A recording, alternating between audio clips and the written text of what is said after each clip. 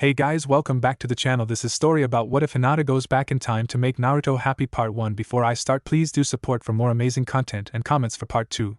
Do consider to subscribe my channel and share my video to your friends and check out the description as well. Let's start the video. Naruto breathed. Something he always loved about Konoha was its air. Must have been the trees, fresh oxygen, coming in from thousands of leaves every day. Breezes rolled by every few moments, carrying the scent of food from a restaurant, or steam and soap from the bathhouses. And the people, Sakura had a habit of using fruity, cherry-smelling shampoo, Hinata a different, flowery, sweet-smelling one. The few times he'd been hugged by Jiraiya, he caught whiffs of a cologne that was subtle, but would probably smell appealing to any woman that got close. Kakashi smelled like dogs. Konoha was quieting down after the alarm of that afternoon. Streetlights came on, restaurants opened their doors. He imagined the Jounin Sensei were meeting up for drinks to talk about the students they'd be assigned, or maybe it'd just be Kakashi, Asuma and Guy. The three were close, and Asuma and Kurenai's relationship status wouldn't necessarily mean she was part of the group. She'd always struck Naruto as a very womanly woman, anyway, and Guy time probably wouldn't be something she tried to join. Iruka, on the other hand, was enjoying his evening at home, blissfully free of any injury and mulling over the oddity of his student, while Mizuki was cooling his heels in a cell somewhere in Konoha's TNI. Neither had been too pleased with Naruto's dramatic revelation, for different reasons. "Of course I knew, you dumb traitor. We're not best friends, but the fox and I share a body. What kind of idiot doesn't know there are two people inside him?" Well, him for one. But all that was past, and now he could sit peacefully in one of the training fields, tease Kurama's chakra enough to get the fox ready to wake up from its self-induced hibernation, standard if your host didn't know about your existence. The silence would make anyone go mad otherwise, and enjoy the cool, fresh Konoha air. For now, everyone was still on his side, though he'd earned himself a lot of mistrust. He should have been approaching the Hokage to talk about this if he'd figured it out. He should not have been pretending to be a complete idiot if he actually knew what the hell it was he was doing, or at least he shouldn't have been pretending to his teachers and the Hokage. Thankfully, the Mizuki incident was enough to point to as proof that not everyone in Konoha had his best interests at heart. The swishing leaves above the field did a good job to cover up the sound of quiet footsteps, but he'd been alert from the beginning, and turned to look for his primary reason for being here. Hinata was good at being unseen, a born tracker. But not quite at the level he was used to, which meant spotting the washed-out tan of her jacket was easy, even for him. "Hinata?" He watched her tense, ready to run and pretend she hadn't been there, but then she gingerly stepped into the clearing. The woman he knew hadn't been outgoing, but she'd certainly stood taller and fidgeted less. He hadn't actually realized how small she'd been when they were genin. He knew he'd been about Sakura's height at 12, but Hinata was much slighter than either of them. Or maybe it was the jacket. "Hey, how've you been? Wanna sit with me? The stars are about to come out." He plopped down where he'd been before, leaning back and watching the treetops, trying to take the pressure off her. She wasn't very good with it right now. "Oh, okay." She tentatively sat down by him, taking turns looking at the ground and at his face, never actually looking for the lights. "Why, you passed the exam?" He saw her eyes linger on his forehead protector. "Yeah," he let his voice stay low. It was very lucky she'd found him. He hadn't had any idea how to approach her otherwise. "Are you alright, Naruto?" she asked, voice quiet. "Can I tell you something?" he asked, keeping his eyes on her face even when she averted hers. "I've kinda been lying to everyone." He watched her eyes widen and watched her hunch in on herself some more. No one liked being told their hero wasn't sincere. He kept going. "See, when the fourth defeated the Kyuubi, he didn't really kill it. He just sealed it. Into me." The stars really were coming out now, blinking hellos from behind the tree branches. Hinata had gone still and was staring at him, pearly eyes wide. How can that?" "Lots of countries do it," he explained. "It gives them weapons, makes one more strong ninja, or makes sure that tailed beast can't be used against them. The difference here is that the people of Konoha really hate the Kyuubi, so they don't like me too much, either." "Oh." He could see her working out the way people ignored him. "At first I was just really mad at the fox, you know?" he said, turning to her. "But I'm guessing the fox didn't really want to be sealed into me, so that's kinda pointless. But then I started thinking, if people avoid me just as is, then if I actually seemed like I knew what I was doing, then they might become afraid." She finished for him, white eyes boring into his. This was the girl he knew. Hinata was smart, careful, and competent. "Yeah, you've been failing the exams on purpose?" she asked, sounding hurt. "Most of them. But you know, I figure even if I do fail, I'll just get up and try again, right?" He grinned, and watched her give a small smile back. "I'm gonna be Hokage no matter what. A few stupid tests won't stop me." And there it was. Hinata didn't grin, but her smiles had a way of lighting up her whole face. Naruto loved giving in to impulse, especially when it involved things like this. He leaned in and kissed her, eliciting a surprised squeak. A few seconds later, a red-faced Hinata was on the ground in a faint. Naruto turned back to the stars. He breathed. Hinata blushed when Naruto scooted closer, finding her hand and grasping it. At her gentle squeeze, a grin split his face at the seams and she seemed to like it, ducking her face, but smiling. Around them, students were engaging in excited chatter. The 8 he focused on in particular were doing as expected. Sakura and Ino were arguing. Shikamaru and Chuji were sitting in silence, one munching chips, the other watching Ino. Kiba was preoccupied with Akamaru. Shino was observing the group. Sasuke was ignoring everyone. And Hinata was, of course, sitting beside him, exuding waves of happiness. "I think you'll be with Kiba," Naruto said, keeping his voice down to avoid drawing attention from others. She turned to him. "Why do you think so? He's an Inuzuka, so he's probably going to be a tracker. Konoha doesn't have too many teams for that. With your Byakugan, you'd be able to help each other sufficiently. Another good candidate would be." He made a show of looking around. "Shino. His bugs would also work for tracking." "You think I'm a tracker?" He could tell she wasn't enthused. Tracking wasn't as glamorous as Niji's combat team, or what he knew Hanabi would be destined for, spying. "You're really good at it. You've been following me around for a few months now, haven't you?" "Sometimes it's hard to tell if you're there," he said with a smile. Her blush darkened in embarrassment. Sorry. I don't mean." "Nah, it's fine," he said. "It's just like a training exercise, right?" He let her nod, relieved that she took the out. I could only imagine what Sasuke would say if he found someone spying on him. Though his eyes wandered to the 2 girls squabbling over the chair beside the Uchiha, I don't think he'd be too surprised at that. To his surprise, Hinata giggled. "I know that it's a bit weird, but I admire Sakura and Ino's courage to say things like that out loud." Naruto shrugged. "Out loud's well and good, but we're ninja. We're supposed to be subtle, aren't we?" She again surprised him, with a small laugh. "Not everyone can be as subtle as you, Naruto-kun. If everyone took that route, we wouldn't get anywhere." He gave her hand a squeeze, rewarding the brief courage. "I think I'm doing just fine," which got the blushing going again, leaving him to look around the room. Iruka walked in soon afterwards, tapping a clipboard with a pen and looking surprised that Naruto was holding the Hyuga girl's hand. He pushed onwards, though, and gave out the team assignments. Hinata looked resigned to tracking, but seemed willing to give it a try. Naruto turned his attention to the pink-haired fangirl and the Avenger. The latter was deliberately keeping his eyes on a bit of floor space to Iruka's right. Sakura was looking for him to send him a glare and seemed surprised to see him with Hinata. He gave her a grin and a thumbs up, which she ignored. Trying a team lunch with Sasuke and Sakura this early on was useless, but Hinata's teammates were ready to give Team 8 a go, so Naruto left them to it. Hinata received a peck on the cheek in front of both boys before he left, which, he was proud to say, only left her swaying on her feet and not actually passed out. The only thing there was to do now would be to find something to read while he waited for Kakashi. He had enough time for a leisurely stroll home to grab the gutsy ninja and then plop down next to Hinata back in the classroom. At her questioning glance, he grinned. "Our sensei's chronically late. This is to read while we wait for him. Have you read it?" She shook her head, and he obligingly opened it to the first page, scooting until his entire left side was pressed up against her entire right. He pretended not to notice her raging blush, and read calmly, asking her if she was done with the page, then turning it, drumming his fingers against hers or stroking his thumb over her knuckles. The task of turning the pages was left to Hinata after a while, though he did have to stop her once. "Geez, Hinata-chan, I can't read that fast," to get a bit more communication into the act of reading together when it looked like she was getting more into the novel than into him. For all intents and purposes, this was a date. In front of their entire academy class. Hinata's meekness was something that needed to be worked around, and he knew that he was one of the best ways to do it.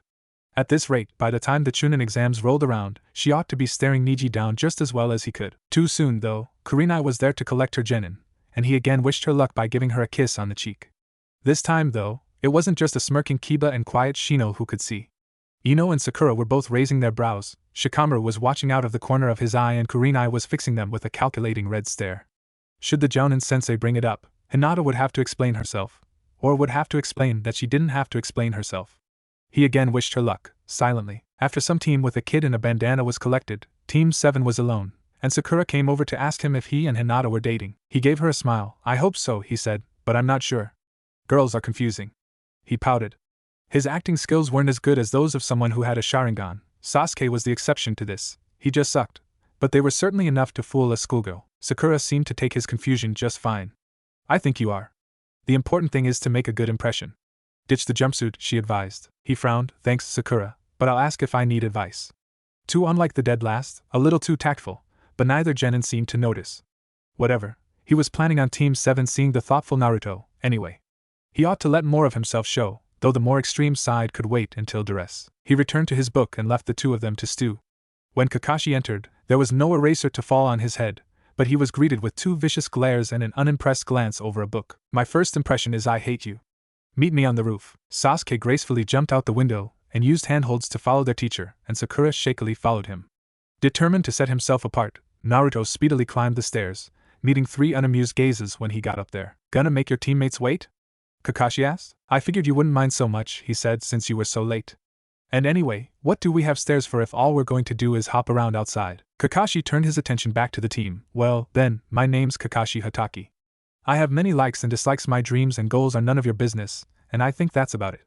Next, well, I'm Sakura Haruno. She blushed, looking in Sasuke's direction. "My dreams for the future," she blushed again, burying her face in her hands and giggling. Naruto watched Kakashi's sweat drop, then coughed. Well, I'm Naruto Uzumaki. I like ramen, being a ninja, and Hinata-chan. I don't like washing dishes or shopping, and my dream." He paused. He was here mainly for Hinata, but saying anything like that would seem a bit obsessive. I guess I want to make Konoha the best it can be." He shrugged. "I'm 12, give me a while to think about it." He turned to Sasuke, aware that Kakashi was filing away his laid-back attitude for the future. Sasuke didn't look at any of them, but kept glaring at the floor. "I don't have a lot of likes, in fact. I hate many things. My ambition, because it will be achieved, is to kill a certain man." Naruto was aware of Kakashi watching their reactions and let a skeptical expression take up his face. This Naruto wasn't gonna take the vow of a 12-year-old seriously. They were all advised not to eat dinner and to show up bright and early the next morning at their designated training field, which left Naruto with enough time to henge into a Buster Redhead and get a discount on a small box of cinnamon rolls. Depending on how Hinata's team introductions went, it could be time to initiate their first makeout session. It was probably rather suspicious of Naruto to invite Hinata to his house last night, but in the end, it had all worked out rather well. The girl was sleeping contentedly in his bed, still a virgin. He was trying his hand at making pancakes, and the Hyuga were likely none the wiser, given how little attention Konoha paid its children, and how little attention the Hyuga paid Hinata, in particular. Anything involving a skillet was usually easy for him to serve up. It seemed all the easy things were made in a frying pan: eggs, potatoes, boxed dinners. Pancakes, however, were not one of those things. The fourth almost black one had him hissing oaths, but luckily, Hinata's appearance put an end to it. At his behest, she took up the spatula and soon a tower of perfect, fluffy flat cakes was forming at her left. Naruto's pouting and mumbling about beginner's luck only served to improve her already spectacular mood. Kurenai's orders were to meet at 9 in the morning and Kakashi's were to do the same at 6:30, though Naruto knew they would also be meeting with the copy nin at 9, so after breakfast only a few kisses were exchanged before Hinata went on her way home to change and Naruto headed for training field 7 to finish the gutsy ninja. Sakura angrily asked him why he was late by an hour and a half, but he just shrugged, gesturing to the empty field. "You see Sensei around anywhere?" Kakashi did show up eventually, though, brandishing his bells and boxed lunches, and gleefully crushing any hopes the young genin might have had of pushing through as a team. Or so he hoped. The grin that spread across Naruto's face wasn't something he really let people see. But it was useful in this case, since it usually gave them the impression that there was a lot to Naruto that they didn't know, and that was what he wanted. Both Sasuke and Sakura were intrigued by the sudden deviation from the norm, and the girl ate up his explanation about teamwork being the answer, while the Avenger reluctantly swallowed it in short bursts. "Just what do you think you are doing?" Kakashi said menacingly. Naruto scoffed. "They're eating lunch. I didn't follow your bogus no breakfast rule, but they were trusting enough to, so while I distracted you, they got their strength back. Now we're ready to kick your one-eyed butt as a team." Kakashi seemed to be having a hard time deciding whether they passed or not, but they did, and the surprised looks Naruto got from the other two genin were a good sign. Better they begin taking him seriously now than later, when it could be a danger if Sasuke defected again. The fox wasn't happy to be woken from his slumber. What could a gangly preteen possibly know that would interest him? Lots. Lots and lots. Kurama was salivating at the prospect of revenge against Madara, or Obito, and Naruto was glad to give it to him. Both knew they had to be patient, had to bide their time and choose their steps cautiously, and neither particularly trusted the other at this stage, but there was excitement in the air. Good or bad, something would be happening soon, the Wave Mission being the first upcoming event that the Nine Tails would play a part in, and that was enough for the Chakra Beast, for now. With the promise of a fight in a month's time, Kurama settled down to sleep again. At this stage, Hinata was a well-meaning but useless fighter. Which sucked. As a tracker, she was well ahead of the game. Had the Hyuga ever been interested in anything more than her ability as a fighter, they would have discovered that Hinata had a talent for remaining unseen, and seeing what people tried their hardest to hide. Granted, with Byakugan, that was a given, but it came to more than that: small scuffs left by ninja sandals, pupil dilation, the direction a woman's legs crossed at a table. Things that people could brush off as coincidence, but ninja knew to never take as such. Naruto wasn't worried about Hinata's advancement with Team 8. She'd do fine with them, better than fine, as tracking was what they were being specifically trained to do. But such specification left little time for combat. It was assumed each member was practicing outside lessons in addition to what they did with their Jounin Sensei, which meant that the occasional combat assessments instead of extensive training made sense. But Hinata's practice would have been with the Hyuga clan, devoid of any encouragement, and certainly devoid of any use of her natural talents. Therefore, Naruto thought as he dodged a Senbon, his intervention was needed here as well. Another Senbon hit him near the collarbone, causing a stinging sensation somewhere in his left pectoral muscle. She was getting pretty good with those. It was probably time to move on. During training, Naruto continued to play up his thoughtful side, usually being the one to propose alternate, and occasionally gruesome, tactics to win on the rare occasion Kakashi had them working on something other than combat. Sakura was usually the one to come up with plans during D-ranks, but that didn't stop the Sasuke from glancing his way and expecting him to say something. He considered being more violent in his pursuit of Tora, whenever that one came up, but decided against it, guessing malevolence wasn't what the Hokage needed to be seeing from him with the whole QB thing being thrown up into the air. Alongside the day-to-day problems, he had the dilemma of whether or not to tell his team about his Jinchuriki status. To strengthen the team? Or would it make things awkward? Maybe after wave. After they'd seen what the Nine Tails chakra could do. Ordinarily, Hinata's blushes were a bit of an annoyance, a reminder that she was much shyer than she would be, but considering where this blush was, he wasn't complaining too much. It turned out that she chose to wear a tank top under her jacket today, leaving a lot of skin for him to leave hickeys on, once the jacket came off.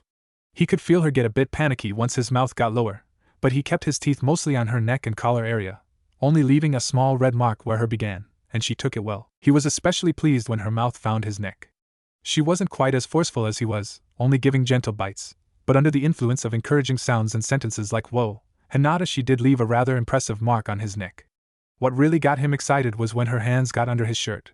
Despite their general aversion to his boxers, her nails grazing his hips were just as distracting as he remembered. So distracting, in fact, that he ended up finding a bruise on his back from picking her up and dropping into a more comfortable sitting position against a tree. He had a couch. Why did he choose to do this in a park? And he grudgingly admitted liking the cooldown bit, too, because cuddling with Hinata tended to be fun. He'd find out about ticklish spots he didn't know she had, thumb wrestle or play rock paper scissors, chat about the day. It was a pretty great way to get her to open up. He definitely had a girlfriend, and she was on her way to becoming the woman he knew. Wave would bring about another opportunity to keep her growing. It would give her some incentive to try harder in her training, not that she wasn't already. She was Hinata, after all.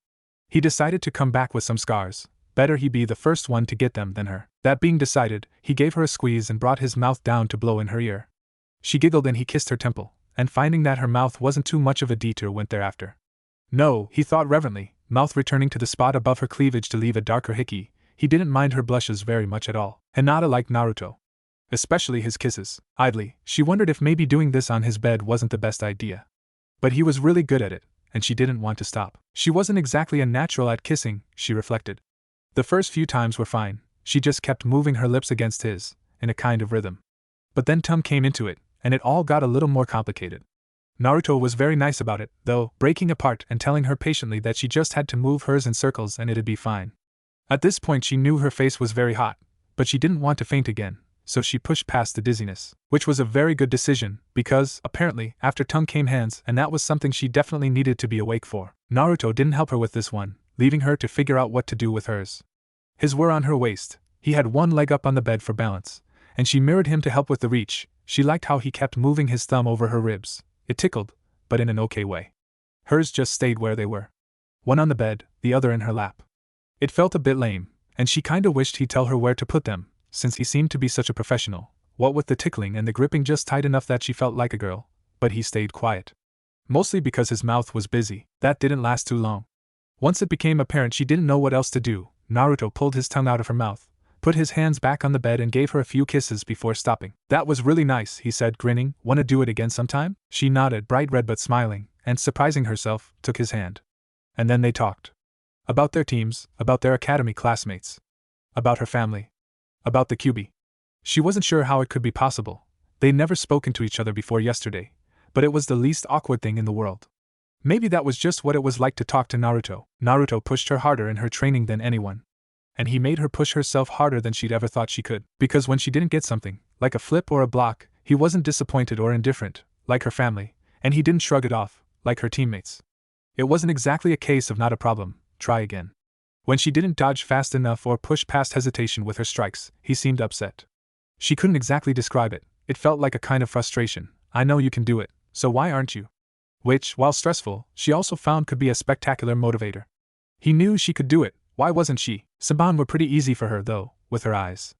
And they were very useful for making Naruto slower and stiffer in his movements, both huge disadvantages, they'd found, when it came to fighting her. From the look on his face, he'd realized it was easy for her, too, which meant they'd be moving on to something different soon. She'd keep a few saban on her from now on, though.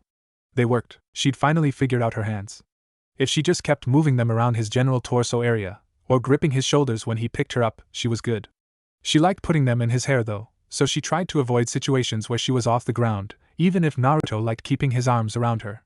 His lap was often the best option in these cases. True to stereotypical boy form, Naruto was fascinated with the skin her tank top was showing, leaving love bites all over her neck and collar, and making her stiffen when they went lower, because if he asked her to get shirtless in a forest, they would have problems. She did her best to keep up, spurred on by how his breathing got heavy and his mutterings of her name, and with some guesswork, left a fairly dark hickey just below his ear.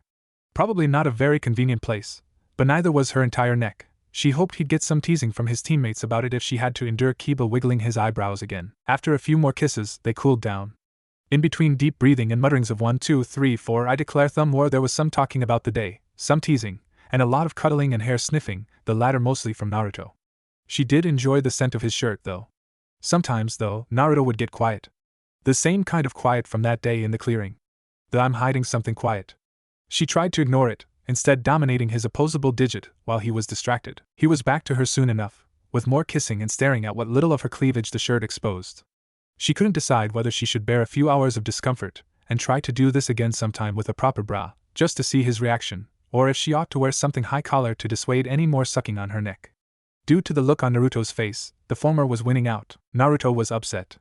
No, not upset. There were actually no words to describe how fucking pissed he was. Being from the future, he'd expected his ability to foresee things would have been a whole lot better than this. He'd vastly underestimated his effect on Hinata's bravery, and what makeout sessions did for intimacy. It was all well and good when they were 16. They were true ninja veterans then, and intensity was just the way life was. You enjoyed every drop of your ramen, every hit you landed on your opponent, because your life expectancy was highly reduced, and you just didn't live half-assed. Even Shikamaru was 100% invested in his cloud watching. But now, Naruto had some difficulty scowling with the rapidly increasing size of his canines. But he managed it. Now they were 12. Forget all the shit Team 7 went up against at 12. Hinata was a tracker, not a combat specialist. She wasn't supposed to be going up against an S-class missing nin when she barely hit adolescence. And how the flying fuck did he miss this? Naruto! Hold on a second. Team 7, plus one drunk geezer, turned to see Hinata Hyuga jog up to them. She placed a small scroll in his hands, and planted a light kiss on his cheek. There's a few lunchboxes in there. She turned to the other 4, enough for everyone. Back to him. I wanted to wish you luck on your first C rank. The gesture would be seen through by everyone except Tsunade now that it was established he wasn't the tactless dead last he pretended to be in the academy. But no one would comment, so he rubbed the back of his neck sheepishly and gave her a quick peck on the lips. The one thing he didn't manage was the blush, and whatever pheromones he was supposed to be giving off with his embarrassment. Thanks, Hinata. Blech. Tsunade snorted. Save the drama for later, eh? I've gotta get home. What's the matter, old man?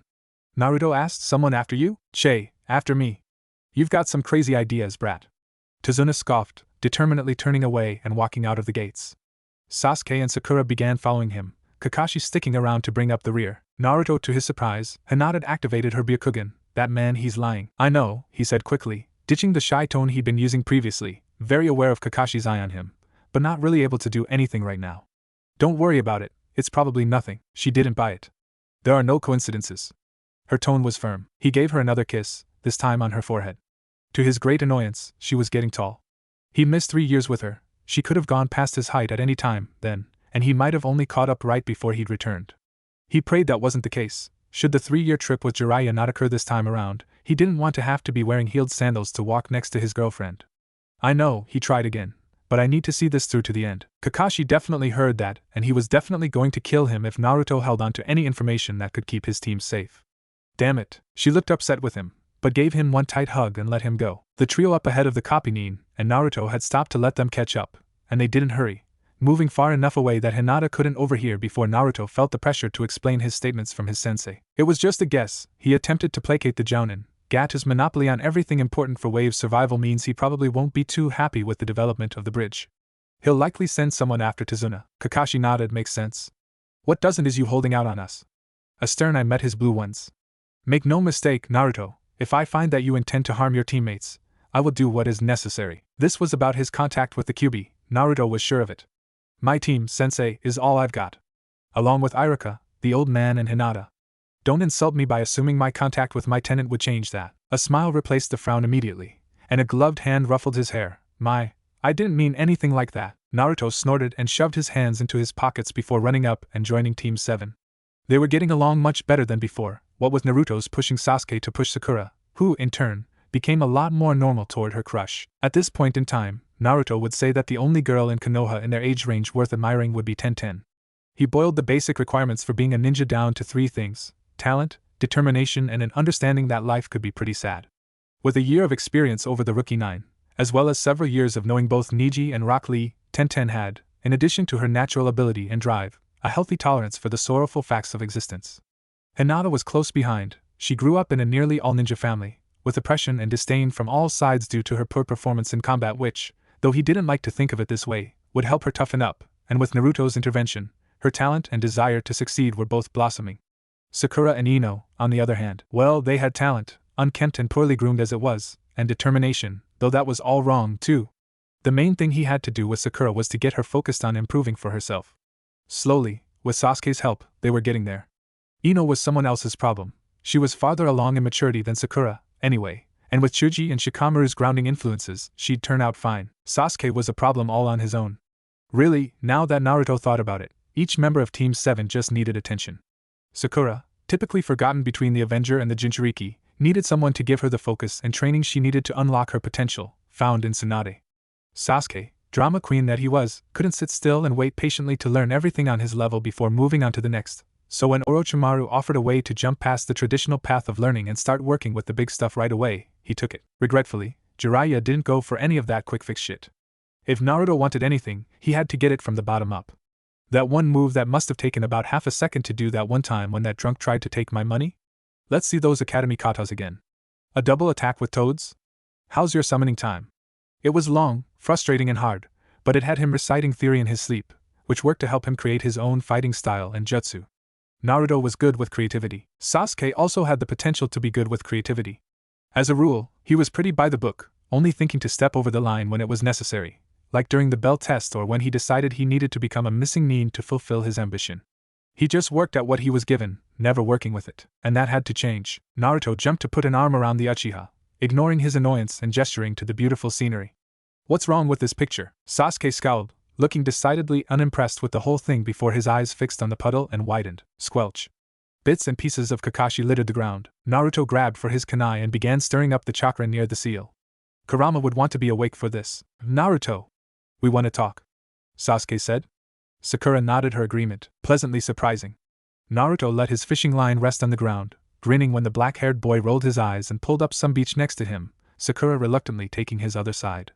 What about that chakra? From when we were fighting Zabuza? What was that, to tell or not to tell? You tell me, don't do this! Sakura burst out, surprising both boys. I get that you're different from who you were in the academy. I mean, I'm not even sure if you're the same person at this point, she said, frowning at him, but you said it yourself, the day of the bell test, we're a team. Sasuke nodded. If you're going to suck me into this teamwork stuff, you'd better contribute too. Oh, what the hell? I hold the nine-tailed demon fox in my stomach. That's... Sakura began angrily, then stilled as Sasuke's nods reached her. It makes sense, the Avenger said, eyes on the line. It's why the villagers treated you like they did, isn't it? Naruto. Sakura gaped. The blonde shrugged. I had to act dumb until I graduated so they couldn't hold me back out of fear. But now that I've got this, he tapped his forehead protector, I'm free to say and do as I please. Which would bring me to my next point. The grin was back. These two and Hinata were the only ones who'd seen it. He'd been careful about that. As someone who's spent a large portion of their life working to keep from showing any signs that I'm disloyal to Konoha, I can say with a fair amount of certainty that you, Sasuke, are showing an alarming number of them, he said cheerfully. The Uchiha watched him warily as he turned to Sakura, and you, Haruno, are entirely too self-conscious. Both traded looks before Sakura began babbling 100 miles a minute and Sasuke retreated behind his long bangs to brood. Naruto let the grin stay on his face for a while, calmly picking up the fishing line and reeling in a giant clump of seaweed. Naruto, he jumped, whirling around with 3 kunai ready to be flung at whomever it was who'd snuck up on him, coming face to face with Hinata. That wasn't okay. What are you doing here?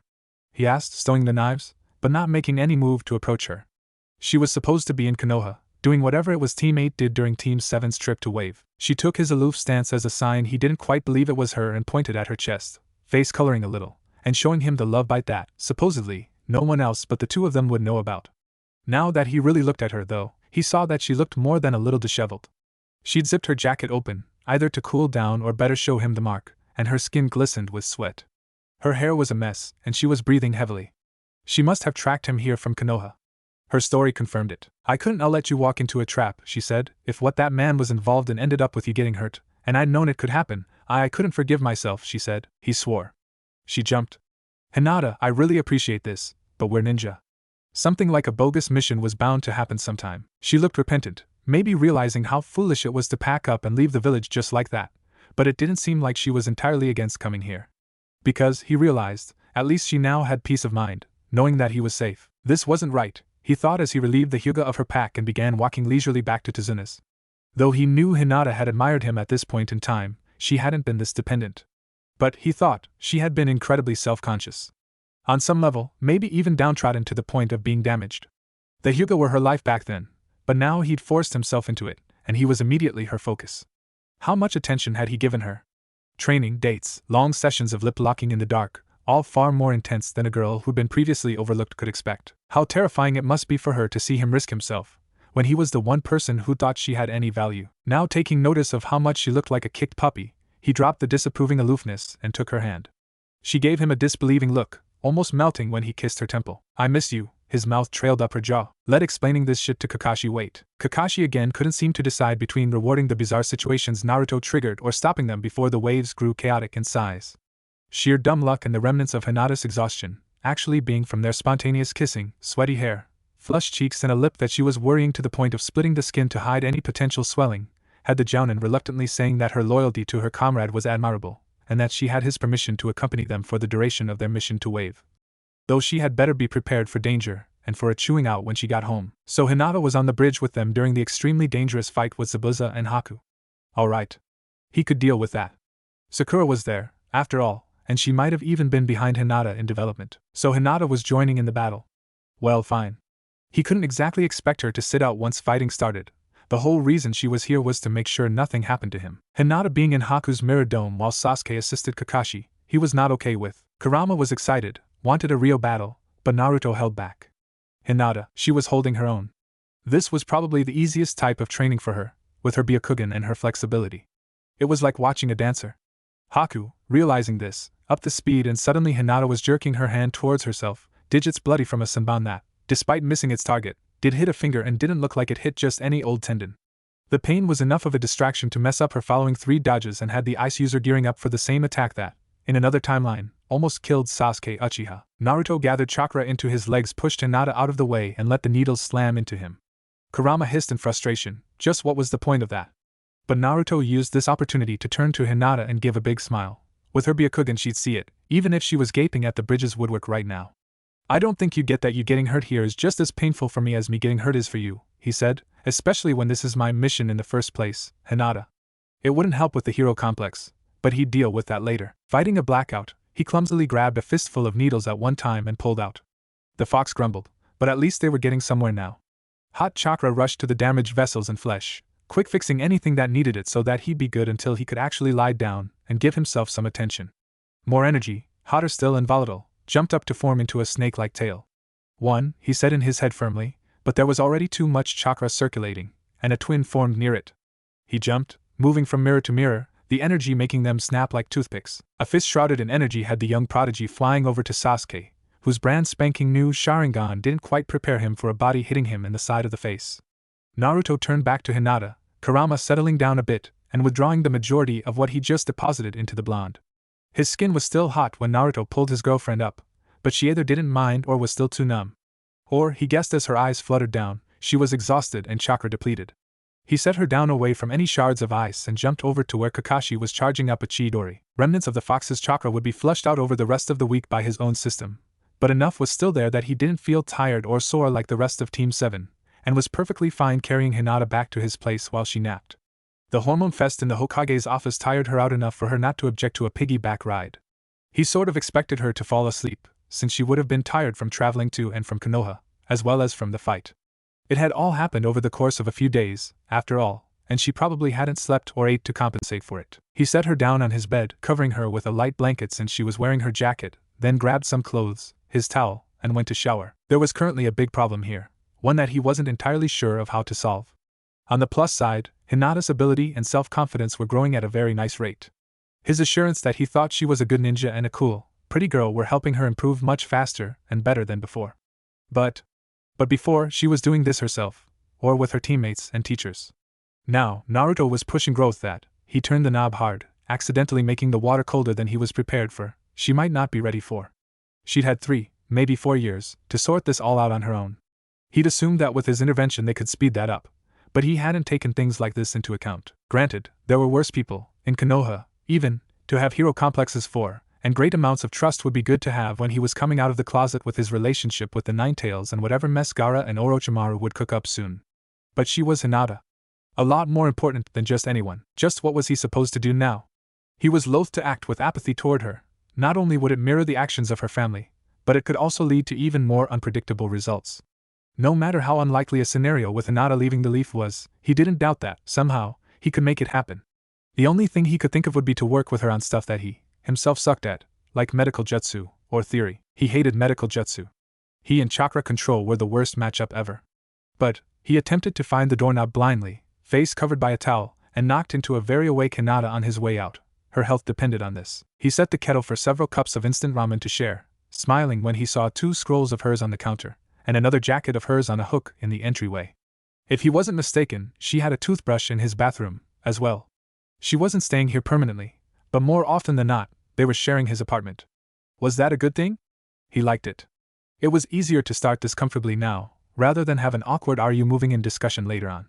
By Chunin she would have enough freedom to live away from the Hyuga compound. He covered the ramen to keep any steam from escaping while the noodles rehydrated and sat down to wait. Hinata's changes were something to keep a closer eye on, he decided. She didn't necessarily need to be exactly the same as before, but he was pretty sure heavy deviation from what she'd become then wouldn't have a good outcome. Though a smile spread across his face at the sight of a fuchsia bra strap, he wasn't going to complain if it led to her wearing things like that. She caught his eye and fingered it nervously, a blush spreading across her face. "It's new, I like it," he said, and pushed a cup of ramen towards her. In danger of defecting or not, Sasuke knew that Konoha had produced 3 very impressive ninja over the course of its growth. One of whose habits Naruto was especially familiar with, and who wasn't currently training an apprentice. "Have you ever thought about sealing as a specialty?" Naruto asked Sasuke during a team lunch. Sakura's eyebrows went up into her hair. The Avenger remained quiet, waiting for an explanation. "Jiraiya's not training anyone right now, is he?" Sakura gaped. "Hold on. You can't just waltz up to the Toad Sage and ask him for an apprenticeship." Naruto shrugged. "I won't. Sasuke will. And you'll be going up to Tsunade." "Even if we could," Sasuke said, chewing thoughtfully, "Tsunade hasn't been in the village for years. And Jiraiya wouldn't be easy to find, either." Naruto grinned.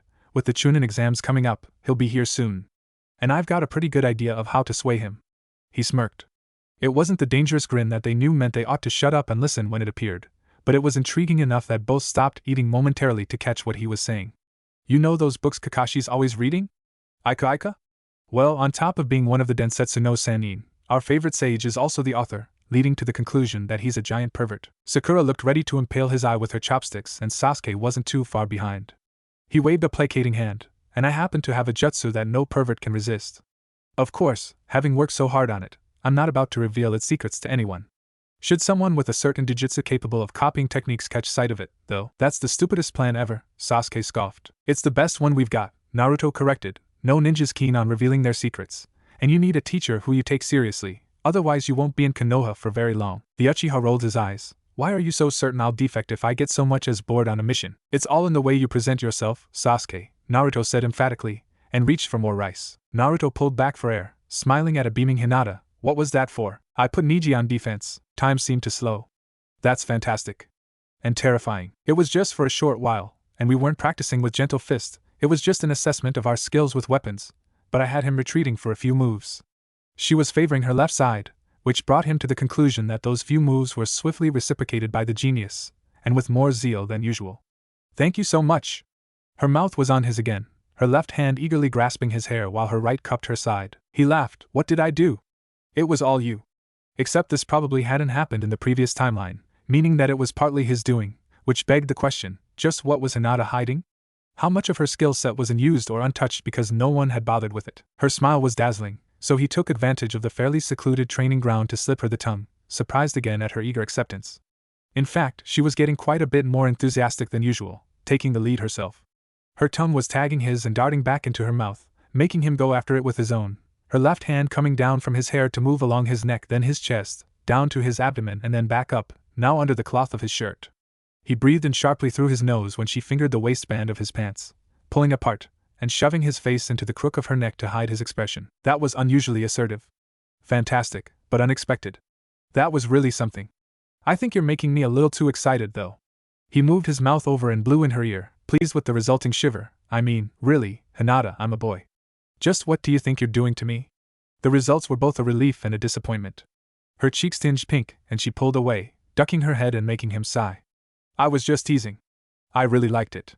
He awkwardly nosed her chin back up so she faced him. Your kisses are the best. Under his lips, her pulse was faster than ever before.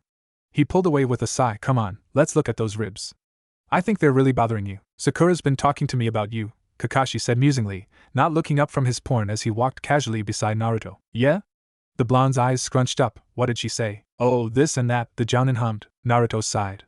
Something he really hated was Kakashi's tendency to skirt around the subject when he was curious. It was something everyone picked up, eventually. An interrogation tactic that could lead to your interview leaking something accidentally. Kakashi-sensei, you don't really trust me, do you? He asked in a monotone.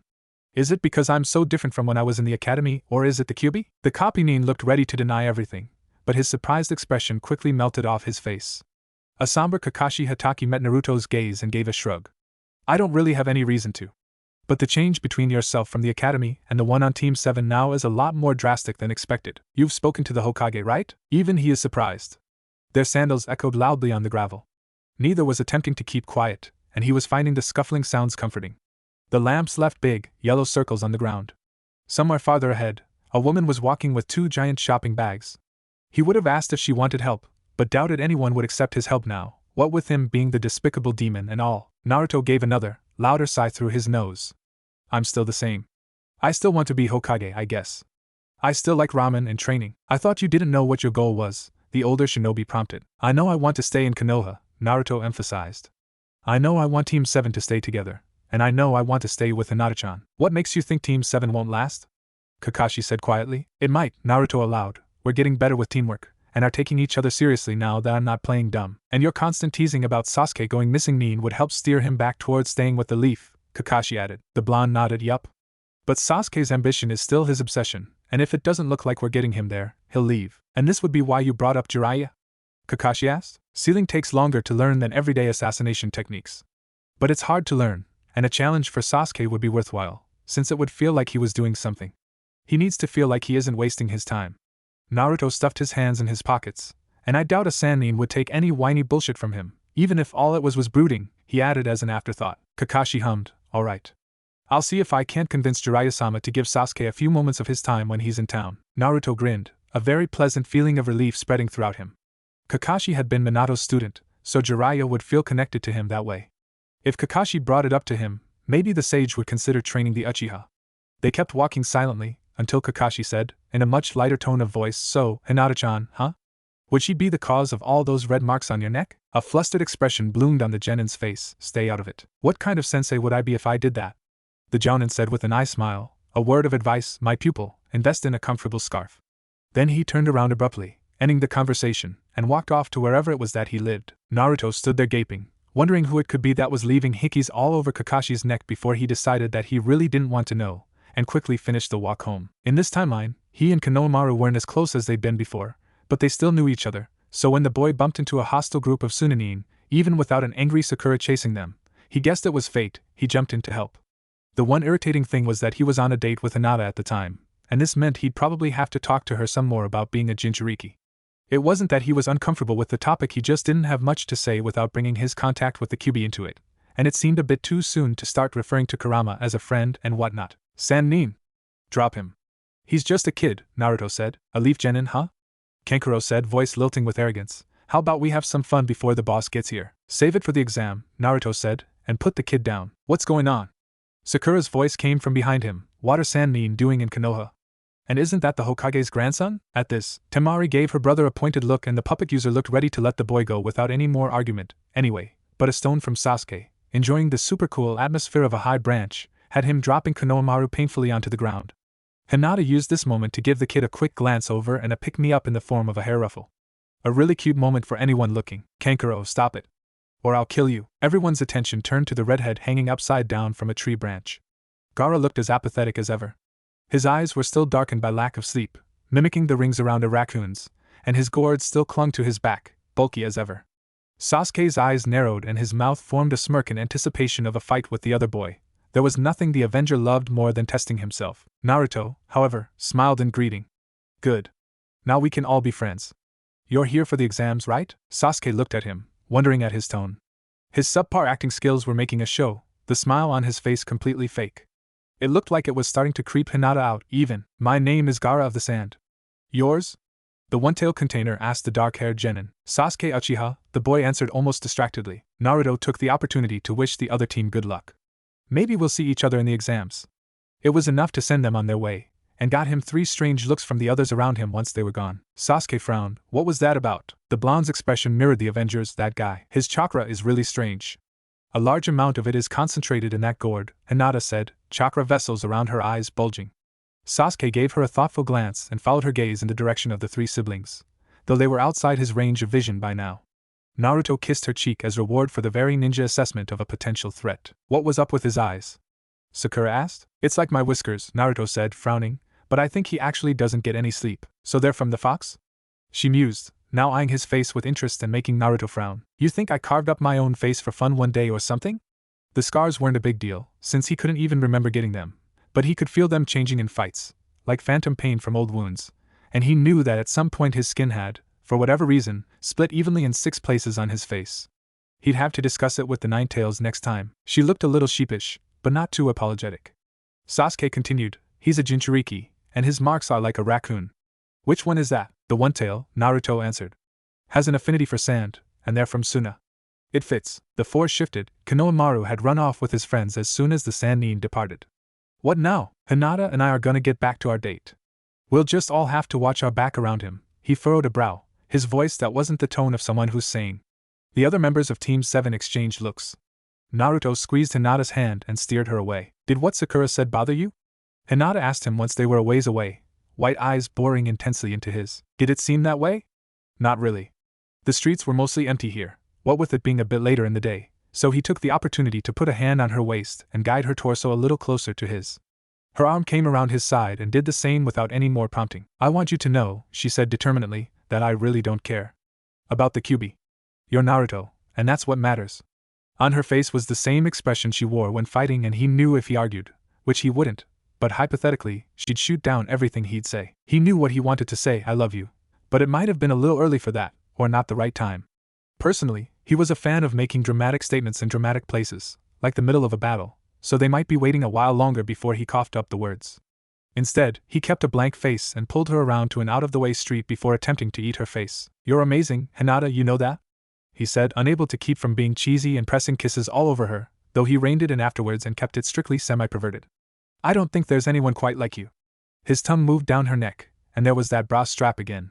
He was starting to get really curious about what the entire thing looked like. She blushed brilliantly and kissed him back, hands moving to go through his hair. You're more than amazing, she said quietly. I don't think I could have gotten so far in my training without you, without your acknowledgement. They were having this conversation now? He wanted to make out with her, damn it. It's all you, he promised. I think you just needed a push. He moved away, keeping his hands on her waist, and smiled at her. The quiet was a little awkward, but he kept eye contact, watching her blush darken and spread all over her face and down her neck. A bashful grin appeared on her face inadvertently. Naruto, kiss me again. He gladly complied, the boldness of the statement spurring a much more heated kiss than usual. They made their way back to his apartment quickly after that, either very enthused about making out outside when their other options included a bed and couch. Once inside, he grabbed her by the hips and pulled her to him from behind, getting a surprised "oh," and then several slightly nervous strokes to his neck and hair. Realizing the pelvic contact was probably what was making her tense, he quickly moved around and kissed her again, this time very nicely, keeping his hands on the small of her back and his tongue in his mouth. Hinata must have realized her hesitation had brought back the gentlemanly kisses and decided she wanted something else, because she pulled him over to the couch, and soon made it so he found himself with his lap full of girl. His hand moved down to her hip again, delighting in the feel of skin in between cotton and denim. They'd taken the opportunity of a date to throw their regular clothes into the washer and don some less comfortable and less durable civilian clothing. Despite the slightly restricting jeans, perks included the brow that was pushing Hinata's well-developing higher up into his view, and a jacket that was much less bulky and easier to slip off of her. He breathed encouragement into her ear as she lowered the zipper of his own sweatshirt, and rubbed circles into the base of her spine under her jacket, making her arch up into him. Seeming to feel a little discomfort, Hinata rearranged her limbs quickly so that she was straddling him, mouth coming onto his, then stiffened. It took him a moment to realize that the reason for this would be that she'd just gotten a fairly embarrassing reminder that he was male. The result was a red-faced Hinata attempting to continue the kiss while he tried to contain what seemed to be the biggest laugh of his life. Eventually she excused herself to use the bathroom, and he snickered into his fist for the entire 10 minutes she was in there. He guessed the intensity of their lip-locking had been up quite quickly in a very short span of time, though it was interesting that this was the first experience they'd had with an erection. He'd never had one around her, he realized. He'd been careful about it at other times, but now that they were in the privacy of his home and she'd been straddling him, he giggled into his hand again. Gods, the look on her face. She eventually came out of the bathroom, looking a bit more calm, but swaying on her feet a bit when he started chuckling at her nervous expression. Trying to ease the tension, he walked over and gave her a kiss on the cheek. How about some tea? Okay, she almost whispered. He was about to go and get the kettle when he felt her arms wrap around him. Thank you? He quirked a brow, turning around and returning the hug. I'm actually sorry. That may have been a little embarrassing. I'll try and keep it under control. Thank you for everything, she said, words muffled by his shirt. Stop thanking me, he said with some irritation. Geez, Hinata, I wouldn't like you if you weren't awesome already. You're cool, strong, and you're really pretty. He squeezed her tightly. Give yourself some more credit, okay? You're my girlfriend, after all. Okay, she repeated, in the same dazed tone of voice she'd answered his suggestion of tea with. They stood there for a while, hugging. It was nice. It was the night before the Chunin exam, and Hinata was enjoying a cup of cocoa that was thick with foam, and a massage. Naruto had invited her over for another sleepover, this time consisting of making sure they were prepared for the tests, double and triple checking over their supplies, discussing recent spars, and relaxing. His fingers hit a sore spot and she leaned into the pressure, setting down the gutsy ninja and tilting her head back to let him know he had once again discovered a sensitive place on her back. He'd been staying quiet, letting her read and enjoy the hot chocolate. She wasn't entirely sure what he, himself, was occupying his mind with, and it wasn't too much of an issue at the moment because that felt really nice. His chuckle cut into the silence, and his hands were suddenly away from their place halfway down her back and had taken hold of her shoulders, steadying him as he leaned forward to kiss her neck just below her ear, then returning to their kneading of her muscles. Naruto was a bit of an enigma. Despite her admiration of him, before they'd had that talk in the clearing, she'd always thought of him as goofy. Always playing pranks, being loud and drawing attention to himself. Since his graduation, though, an entirely different side of him had shown up, one that kept her guessing in spite of her close proximity to him. On the one hand, he wasn't very different from the old Naruto. He still cared tons about everyone important to him, and about being a ninja, was plenty nice and, as always, had a great love for ramen. The differences, though, she could see why they made some people nervous.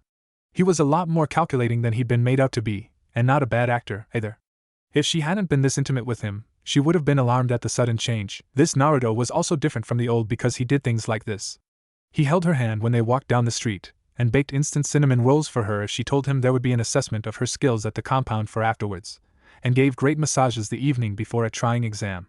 She couldn't see the loudmouth Naruto doing any of these things, and despite her affection for his bold declarations of old, she couldn't get enough of this. Being with him was just so comfortable. Talking and cuddling and sparring. She wouldn't have thought that he'd be the type to spoil his girlfriend, but he was.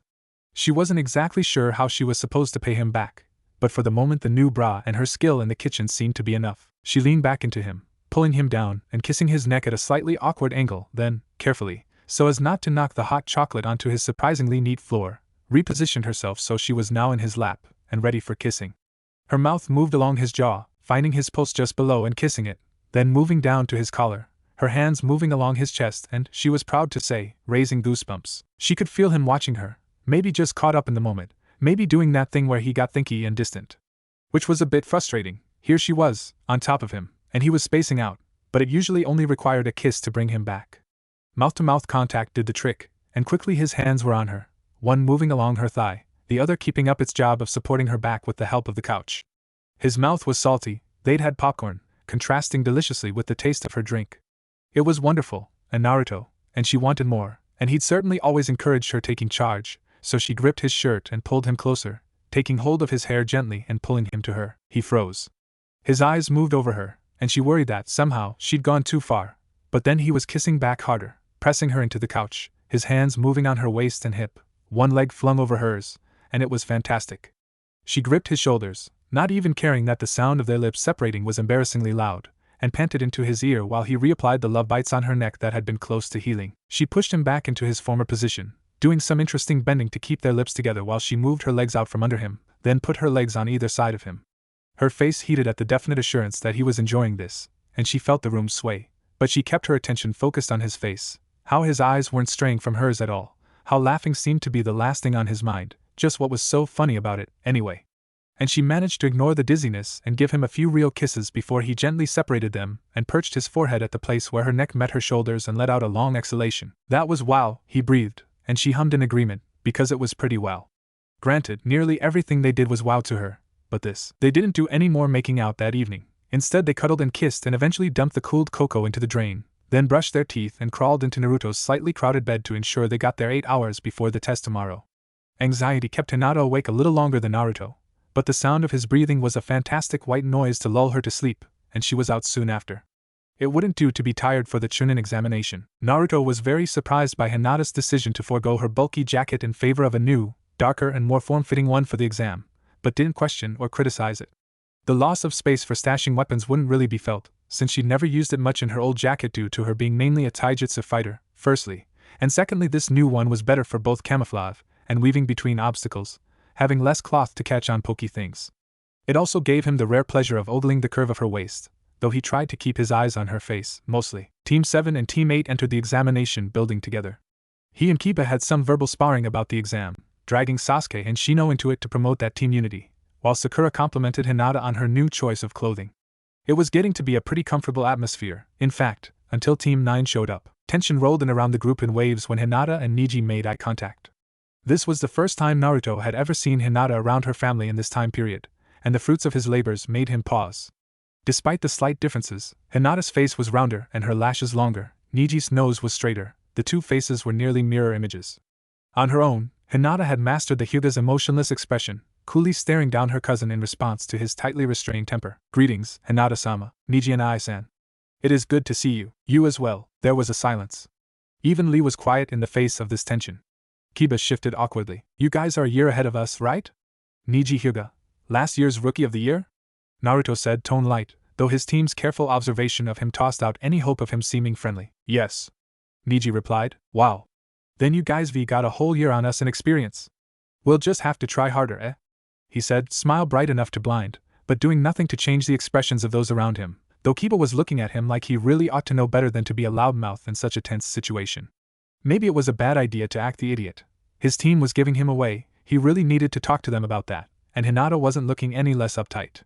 He ran his thumb along her wrist, trying to do something to get her face to move the way normal faces did, but only succeeded in making Neji's gaze narrow in on their hand-holding like a hawk on a rabbit. "And you are?" he asked, tone giving nothing away. But Naruto knew these genius types, and he knew that since the beginning of the conversation Neji had been watching not just him but also the reactions of those around him. Sakura and Sasuke's cautious and watchful responses had right away made him into someone to keep an eye on, and the fact that now, Naruto could see the wheels in his head turning. It was evident that where Hinata had been all this time, who it was that she'd been spending time with that had made her into a competent kunoichi, was him, highlighted the dead last even more. Sasuke Uchiha, the next generation's Rookie of the Year, was attentively looking to see what Naruto would do next. He was a wild card. "Naruto Uzumaki. You've probably heard of me," he winked. "No. I can't say I have." Neji turned his attention to another group of genin coming around them. "We should get going. It was good to meet you. You too. Good luck in the exam." Upon seeing their backs, Naruto let the fake smiles drain out of him.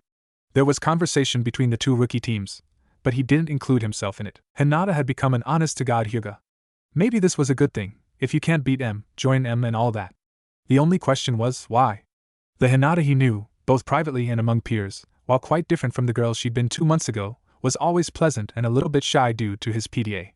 But once she'd been put in contact with Neji, and likely every other member of her family, the Hyuga genes seemed to take over. Naruto had to again steel himself, and remind himself that this was not necessarily a bad thing. Different from before. Way different. But it was still Hinata. And he loved Hinata. Enough that, should her reaction to an uncomfortable situation be to put on a cool expression and even cooler tone, well, okay. His was essentially the same, though he pasted on a smile, and said things to make himself seem simple-minded. Come to think of it, he might have even been a role model in this whole put-on-a-mask thing. Oh, well. Hinata was Hinata.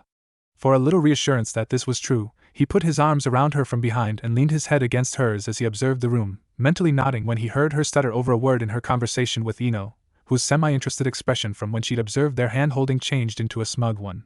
In his peripheral vision, Hinata's ears turned red. A silver-haired teenager in glasses walked over, a stack of cards in his hand. Naruto let out a small, bored sigh and plopped his forehead down on Hinata's shoulder, closing his eyes like he'd been up all night studying, and he was so tired and so bored. Couldn't this instructor show up already?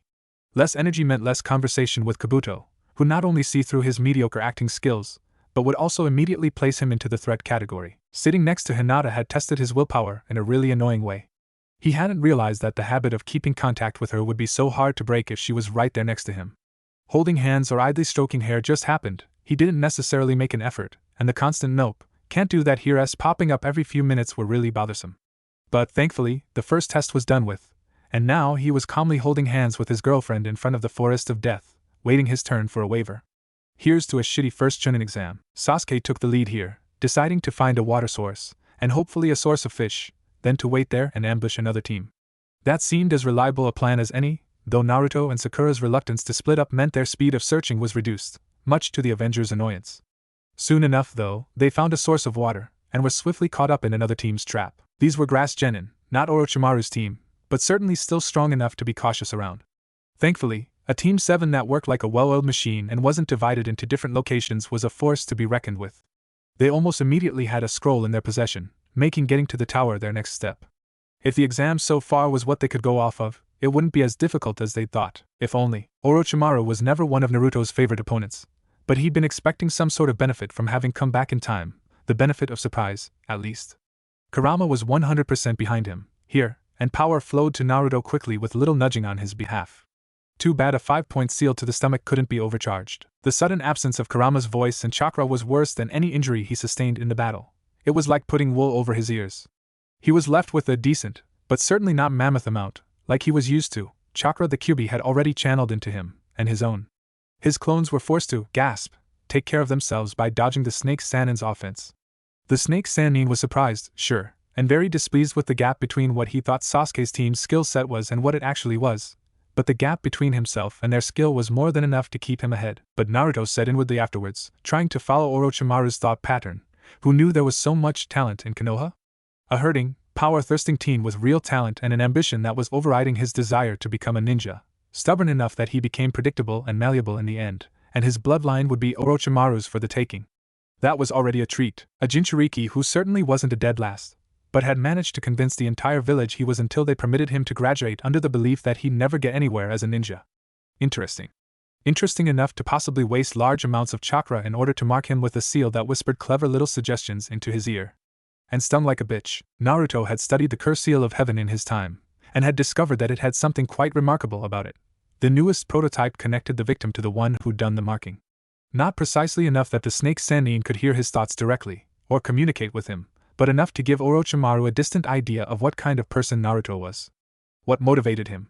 What he wanted most. And just what, Naruto asked himself, was likely to be printed all over his dreams, thoughts and strongest desires. Hinata.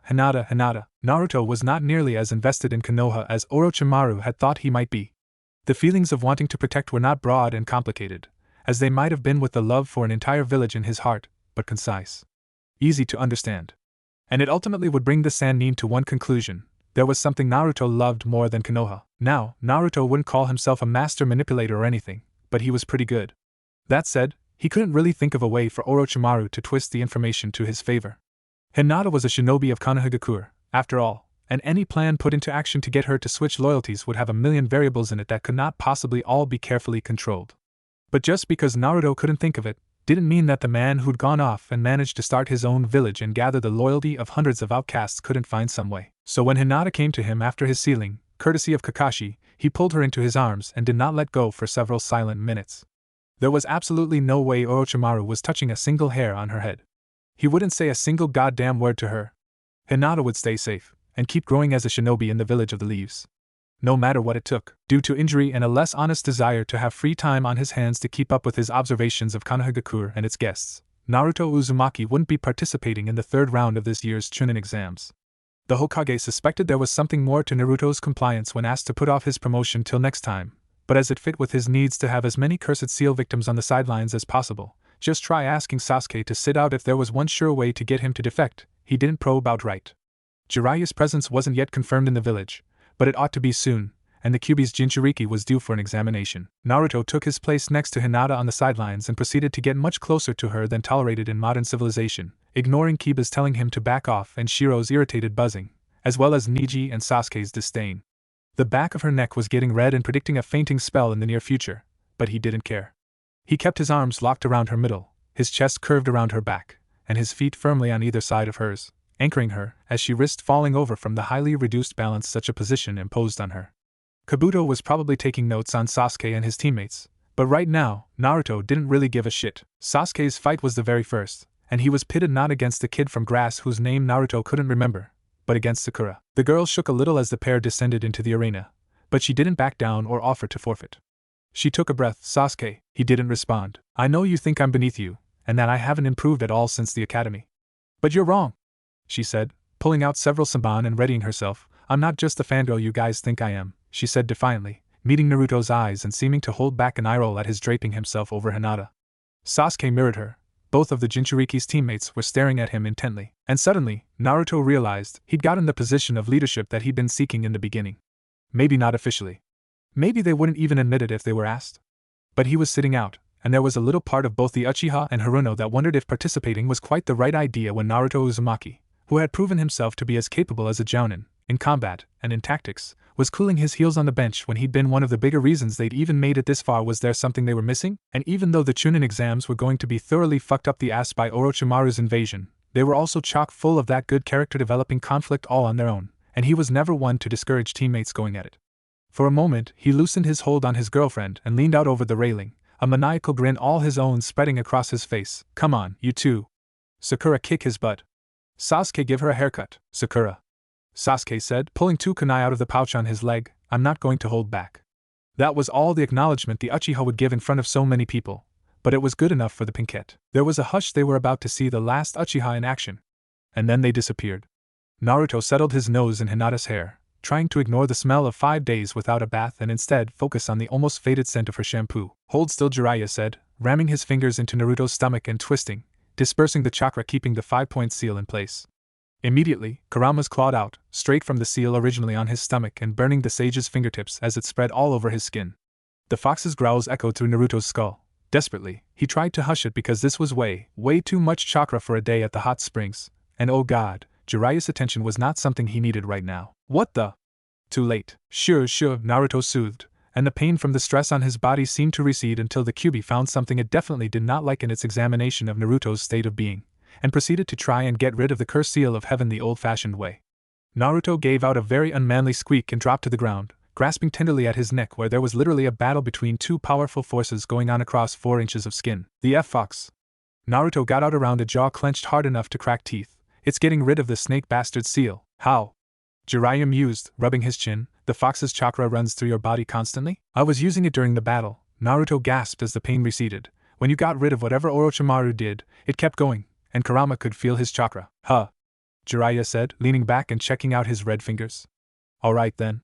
Let's see that curse seal. According Jiraiya, only a patch of irritated skin and traces of the snake Sanin's chakra almost unnoticeable among the heavy Bija energy he and that spot on his neck, in particular, exuded remained. The fox's chakra had done its job well, purging the mark off him completely. If only Pretty Boy had something like this, eh? The Toad Sage said, smiling jokingly at the sour-faced Uchiha who'd been waiting for the scene to play out in the meantime. Don't even joke, Naruto said, rubbing his neck tenderly. I don't think that angst could be tolerated. Sasuke swallowed a growl and turned expectantly to the Sannin, who still hadn't responded to the duo's earlier question. Alright, you want to learn something from me? Jiraiya pondered. Something cool? Oh. I know water walking, I know it. Sasuke said, irritation bleeding through. I'm asking for an apprenticeship. In sealing, the white-haired man barked out a laugh. Do you know what you're saying, boy? That's a lifetime commitment, not something an Avenger can pursue, he finished with a drawl. Naruto reined in an intense spark of annoyance. Apparently, Jiraiya was a lot better than he thought at diverting potential apprentices. He never thought he would be, but maybe that was just because the sage had had his eye on him ever since his birth. The man knew just what to say to make the idea of sealing an unappealing one, and it was about the most versatile of the arts, ever. Naruto let out a big, annoyed exhalation of air. Come on, Erosenin. Who else could Sasuke go to learn sealing? Cough. The man who'd given him an elaborate hickey. Cough. Undo. No more defecting Uchiha, damn it. Look, kid, I'm not gonna waste my time with someone who's just gonna learn enough to kill someone, and then drop it. Sasuke's irritation lessened somewhat. I don't just quit. I want to learn sealing. You want an apprenticeship with the Toad Sage? Jiraiya repeated Sasuke's words from before. Sasuke nodded, not looking away from the man's searching gaze. A few moments passed in which Naruto had to try hard not to look as tense as he felt. Sasuke wasn't Jiraiya's usual type. He typically went for the ones looking to change the world. Nagato, Minato. Himself. Sasuke's personal goal for revenge wasn't something he approved of, either. Naruto felt Jiraiya's eyes on him and clasped his hands together. Please? And when you're not busy, do you think I could sign the Toad contract? Jiraiya sighed. Fine. He turned to Sasuke. We can give it a shot. Meet me in that. He gestured to the nearest clearing training field tomorrow at noon. I'm not late like your sensei either, so don't be tardy. Thank you, Jiraiya-sama. Sasuke bowed. Hear that, brat? Jiraiya-sama. That's how you treat your elders, got it? Whatever, Ero-senin, Naruto said, puffing his cheeks out in boredom, though the air in them was actually from a big sigh of relief. Sasuke was stuck here.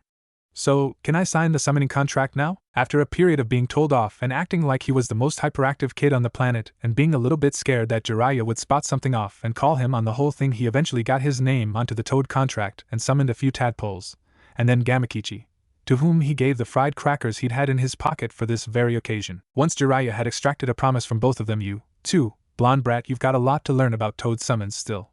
To meet him tomorrow, he pretended to leave to take care of some business. Said business was probably research, and the two male genin from Team 7 began walking home. Naruto. HM? Thank you? Naruto raised an eyebrow. What are you talking about? You heard me. I know that you did most of the convincing back there. I didn't really want to learn sealing in the first place. Hey, an apprenticeship doesn't mean just learning about the one thing the teacher's a master of, Naruto said. He'll teach you other stuff, too. I know, Sasuke said, and now I'm going to be learning under one of the Sannin. So thank you? And I know you think that if it wasn't Jiraiya, I would have picked another one. Neither of them voiced which one that would have been. But I'm more loyal to Konoha than everyone seems to think. I promise. Naruto smiled genuinely. Glad to hear it. Wouldn't want anyone else at my back. Sasuke went off towards the Uchiha district after that, at which point Naruto realized what just happened. Sasuke promised to stay. Sasuke was staying. He got Sasuke to stay. Hinata! He called, opening his apartment door and not bothering to kick his boots off. Ah. Naruto-kun, she said, turning away from her visitor Neji. Ah, I guessed. What a surprise, Naruto said, expression changing from the elation he'd felt at his realization to his somewhat creepy fake joy. Can I help you with anything? Hinata will no longer be living with you. Naruto rubbed the back of his neck sheepishly and pretended to be embarrassed. Well, I wouldn't call it living together. If that's as well as you can act, it's pathetic. I could see through that without the Byakugan, Neji stated coldly. As Hinata-sama has advanced to the next level of the Chunin exams, it is imperative that she receive additional training. Especially since she will doubtlessly bring shame to the main branch at her current skill level. Hinata versus Ino. Not much of a fight there. Hinata versus Neji would be much more interesting. Well, can't she get extra training without us having to move half her things to an entirely different part of Konoha? Naruto said, fake smile disappearing and a somewhat more normal expression taking its place. Neji seemed a little smug at having seen through the ruse. Her living here was only tolerated as it was obvious she would not be heading the Hyuga clan. With each word, Hinata's expression became colder and colder, until her glare penetrated. She'd been unsure at his entrance, her slouch was completely gone, but she'd been fidgeting and backing up. But now she was straightening up, dropping her arms and letting them hang at her sides, and seeming to strengthen with the additional support his gaze was providing. Now that some sign of her perhaps being fit to advance has appeared, the Hyuga would like to make sure this miracle does not go unheeded. Now that's funny. Considering the 2 months that she's spent here have been better for her than any amount of time with you, Naruto said, voice going much lower than he'd expected. But he wasn't about to stop. Can you imagine why Hinata advanced so much? What could she possibly do in such a cold environment? Hinata can feel that is her strong point. Emotion has no place in a shinobi, Neji retorted. Maybe not on the battlefield, or even with a client. But in training, or studying, definitely in interactions with other Konoha nin, emotion has to be there. No matter how much shinobi try to be tools, they're people. Nothing will get done if you go about it with no emotion. He paused. Hinata, why yes? What do you want to do? She blinked in surprise, then turned to Neji. I know I need training in Gentle Fist, and I will accept it. But there's no need for me to start spending all my time at the compound. I can make the journey there and back here with no trouble. Neji looked like he smelled something foul. Your father will not be pleased. I'll deal with that, Hinata said firmly, white eyes meeting Neji's head on. Neji stood there and processed that for a few seconds, then bowed stiffly to both of them and took his leave. Once the door closed behind him, Hinata let out a huge sigh, accepting a tight hug from her boyfriend. You okay? He asked her. I think so, she responded, arms coming around his waist. Good, because that was freaking hot, he said with a grin, and stifled her giggles with a kiss. I wonder if you'll look that cute when you get mad at me. Don't make me mad, she said, mock yelling and letting out the same elated laughter Naruto had been enjoying just a few minutes earlier. It was just a good night all around. But it's fun, Naruto protested. And think about the makeup kisses. Hinata giggled and scooted around him, evading his grasping hands and darting to the kitchenette. I found pudding on sale. I thought it would be nice for after dinner. Naruto pouted. It's not gonna be ramen, is it? She shook her head. You can't eat ramen every day. I can try, he insisted. But what's for dinner? Eggplant soup, Kakashi's favorite. He removed his jacket and went to wash his hands, then joined Hinata at the table, accepting her unspoken request to peel and cut the vegetables while she readied the oven. Did you have something to tell me? She asked. He grinned. Something good happened. I just wanted to celebrate. She smiled. Are you going to tell me what it is? Not even a question. Nope, Hinata didn't protest. She'd been remarkably fine with him keeping certain bits and pieces to himself, though he could tell his silences annoyed or worried her. At his exuberant no, she gave a sigh and pretended to act quite irritated until he pulled her away from covering a pan with cooking spray and gave her a deep kiss. She wrapped one arm around his neck to pull his closer, the fingers on the other one covered in oil. It's a secret, he teased, and blew in her ear. She huffed, then grabbed another knife and finished off the tomatoes while he got the onions, and then they placed each half vegetable, plus garlic, on the pan and waited for the preheating to end. Naruto quickly washed the utensils and set them away to dry, planning on going to look up a few moves that could perhaps supplement the Juken, or defend against it for Hinata's fight against Neji. Before he could, Hinata, fingers now free of interfering cooking oil, grasped his face and pulled him in close.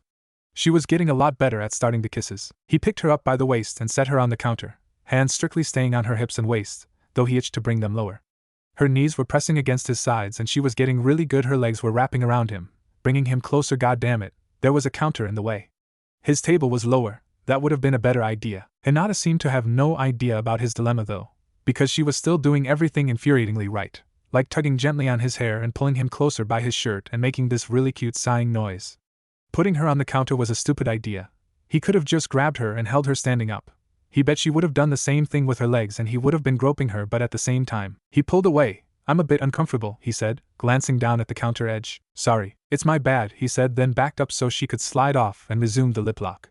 She was the same height as him, thankfully not taller, and this made kissing a lot easier, though he wouldn't mind when he finally hit his growth spurt.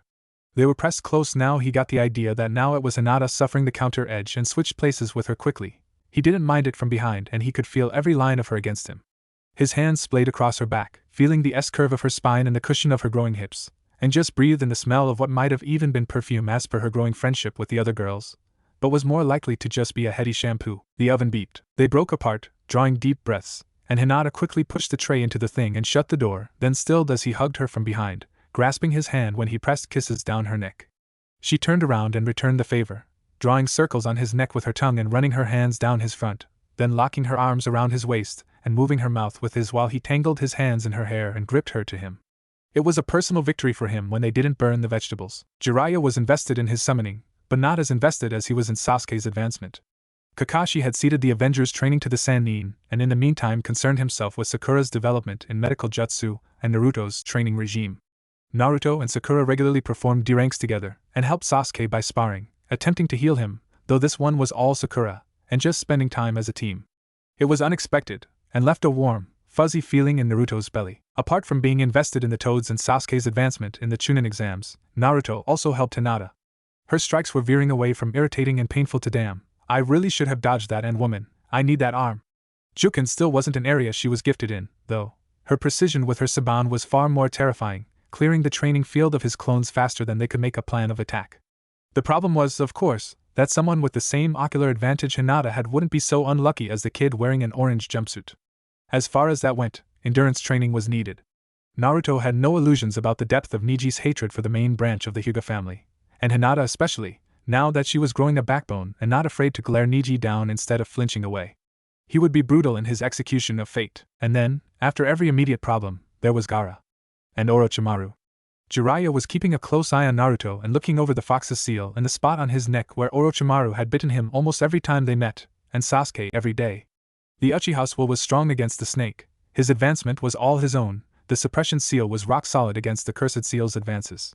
Gaara hadn't been spotted any time Naruto had walked around the city. It prompted the question, just where did a sociopath spend his free time? He wasn't sure how to handle Gaara's madness, but it had to be handled for him to get close enough to bring him away from the edge.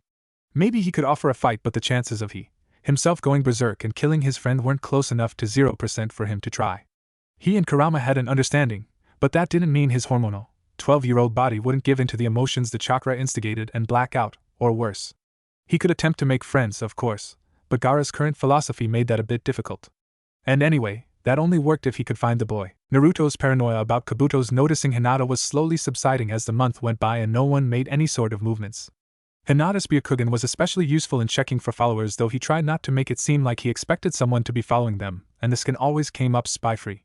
He was gradually laying off playing bodyguard for her. It was actually a small cause of stress for both of them when he walked her to the Hyuga compound. She wouldn't abandon him because of the disapproving looks of the Hyuga, and he didn't care, but the abrasive moments when all the pale eyes in the area turned to them, or didn't, with Hyuga he couldn't be sure, weren't helping Hinata raise her reputation. Naruto's eventual goal here was to get her leading the clan, and a bad reputation helped no leader. Hinata's steely stare wasn't much of a crowd pleaser, either, even if it showed that she wasn't about to crumple in on herself like before. The week leading up to the final round of the exams was quite a bit of rushing around. Sasuke's sealing ability had grown as much as could be expected of the Avenger, which is to say, quite a bit. After all, complicated or not, sealing was a discipline, and the Uchiha chewed those up and spat them out without blinking an eye. Sakura's medic nin abilities had expanded to be able to heal small cuts and bruises, for which everyone, but particularly Sasuke, was thankful. Despite Naruto and Hinata's constant training, they both agreed that she ought to support the Team 7 participant first, and so Sasuke had his own personal medic for minor injuries, and was able to go harder for longer, which helped when your slow offensive meant having to jump around and take a lot of hits before you could dish out damage yourself. Hinata's growth was truly staggering. A month free of D ranks, courtesy of special treatment for exam participants, had her squeezing as much rest and nutrition as a person was physically able to in with some grueling training. Though he made sure to give her extra attention when they were together, trying even harder to anticipate her moods and prepare accordingly, cinnamon rolls, cuddle sessions, and a time of the month kit packed with Sakura's approving assistance, he also did his best to free up either Sakura's or Ino's time for a girl's day out once in a while, to keep them both from going insane with all the lovey-dovey. Sasuke joked about it giving his neck time to recover. Naruto nodded seriously and agreed. That was a legitimate reason, and then it was the day. Naruto packed just about everything he had in the house into a scroll, sent out teams of clones to loiter around the city in anticipation of the invasion, and exchanged lots of kisses with Hinata before they left. He was going to need them. Hinata's battle with Neji was the first, and therefore had very few spectators. The Konoha 12 were there, of course, along with most of the other participants, but few civilians had come early enough to fully appreciate the Hyuga vs. Hyuga match. Not too surprising, since they were both from Konoha, and of the same clan, which meant that it might be a bit like watching a ping-pong match. Each would just retaliate with the same thing, and it would keep going until someone messed up. Naruto was counting on it not being so. The fruits of Hinata's labor meant that Hinata wasn't just better at Juken. Her training with her family had indeed increased her proficiency in the art, sure, but the real magic wasn't just about everything else. Hinata was faster, hit harder, stayed in the game longer, and was far more clever than her old spars against her family would suggest. Knowing Juken meant that she had a solid defense more than a traditional Hyuga offense. She could block well against another Hyuga's strikes, but essentially her attacks would be modified from other styles. Had the two of them been the same age, Naruto would absolutely bet on Hinata winning the match. As it was, Niji's experience would, unfortunately, put the battle in his favor. After the Hokage's welcome, and the proctor's announcements, the two genin made their way into the arena, and some scattered applause was heard. Naruto gave a loud whoop and convinced Sakura and Ino to join in, though the blonde was a bit nervous. Something about an encounter with Niji in the Forest of Death. Hinata made the first move, testing the waters with a few Senbon which Niji either dodged or deflected with exaggerated ease, not saying anything, but making it obvious through his expression just what he thought of her using weapons instead of the gentle fist. Her throws weren't anything to scoff at though, and he did get nicked a few times in his advance on her, despite his giving it less notice than a fly landing on him. She let up on the rain of weapons as he came into arm's reach, and began instead warding off his hits with kunai, taking advantage of his reluctance to get his hands cut and tagging him a few times in a few inconsequential areas that his defense didn't quite cover, his arms, his legs. Frustrated at not having tagged her vitals himself, Niji risked a cut on his hand to deal a swift blow to her side, one that she definitely felt. Hinata fell back, almost flowing away from her opponent. She kept her distance now, playing it safe, and reached for her stash of Senbon, preparing to try and take him down from a distance. To her surprise, Niji snorted. "Did you really think that's all it would take?" The prodigy called, reaching into the folds of his clothes and extracting a vial and sipping at the solution inside. "You knew," Hinata said, facial expression matching her cousin's. She carefully tucked the poison-tipped kunai into her weapon's pouch, not discarding them in case he used them against her. 2. I could see traces of the poison on your clothes when you returned to the compound 2 nights ago, Niji said. Even staying away didn't keep your plan secret. But what's to be expected from a failure? Hinata didn't reply. Your advances outside Gentle Fist were unprecedented, Niji ceded, but in the end, you are what you've always been. And always will be. You cannot change your fate, Hinata-sama. But I did, she countered, and I'm going to change yours too. She took up a stance that Naruto recognized. He frowned. What are you doing, Hinata? He muttered under his breath. That was Juken's stance, for close quarters, exactly the same way she'd always done it, but with a more solid base. That was not going to beat Niji. In fact, it was almost guaranteed it would near get her killed. Niji seemed to think so too, so we're going to stop this pretending? Why don't you just forfeit right now? Hinata muttered something that even the ninja's lip reading couldn't catch, at least not from the Konoha Genin's vantage point in the stands. But it made Niji absolutely furious. He flew forward, chakra charge strikes hitting hard and with much less finesse than anyone recognized from the team, but they were effective. Hinata swayed and stumbled a few steps back, looking near fainting. Again she reached into her pack and took out a soldier pill, crushing it between her teeth. The fast-acting upper had her leaping back into the engagement, and now her heightened energy had her deflecting strikes and dishing a few of her own back, hitting Niji twice on the left side and once in the ribs. For her trouble, however, she got 2 strikes to the chest. Naruto knew from experience that just one was enough to have you on your back for 2 days, even from a friendly spar. Niji, on principle, was anything but friendly. Ironically, Niji wasn't as used to taking chakra damage as her, and both took up several seconds of time just keeping the other at a distance and evaluating their injuries. Naruto didn't like to think of his girlfriend as durable, but after a lifetime of getting pounded into the dirt, Hinata was at least more resilient than some other kunoichi he knew. She thought about it for a second, then popped another soldier pill. Niji's face flickered to something like surprise. You'll do serious harm to your chakra coils. If I can't beat you in this, I'm betting I won't need them for much longer, Hinata said. Naruto didn't need the Byakugan to see that her chakra was getting out of control. Combined with the stress on her organs dealt to her by her cousin, the influx of energy suddenly coursing through her body had her jittery and made it difficult to focus. She was more likely to beat Niji with this power, but only because she wouldn't be passing out, and only for a few more minutes. She again took out kunai, not poisoned this time, and got in close. I know I can't beat you with just Gentle Fist. It was difficult to understand Hinata without being up close. Her mouth moved strangely with the effects of the drugs. I can't play by the rules anymore, because the rules aren't giving me the results that I need. You've predicted it yourself, so you admit, but you don't play by the rules yourself, Niji. Hinata said loudly before he could finish. You're from the branch house, but you've mastered the Kaiten. You don't let predictions hold you back. I refuse to. I refuse to play by the rules, so why not just win? Niji taunted, face twisting, why not just use the seal? I refuse. Hinata said again, face nothing but determined. That seal is a stain upon the family, she said, every inch a Hyuga in demeanor. And it is my goal to have it abolished once I take my place as the next head. A failure cannot change a law that has been in place for generations, Niji said, face blanking in disbelief. Hinata's thoughts concerning the caged bird seal were something anyone could have guessed. Other Hyuga might have said she was too soft, or been enraged at her gall, and wasn't that a paradox? But this was one thing that she would never let go.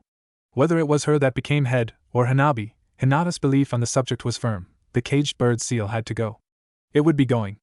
And now that gaining the title of head was viable, now that she miraculously gained the love of her hero and advanced beyond her peers in skill, when he was the one who told her she could, who was Niji, who'd been wrong about her never advancing since the beginning, to tell her that she couldn't?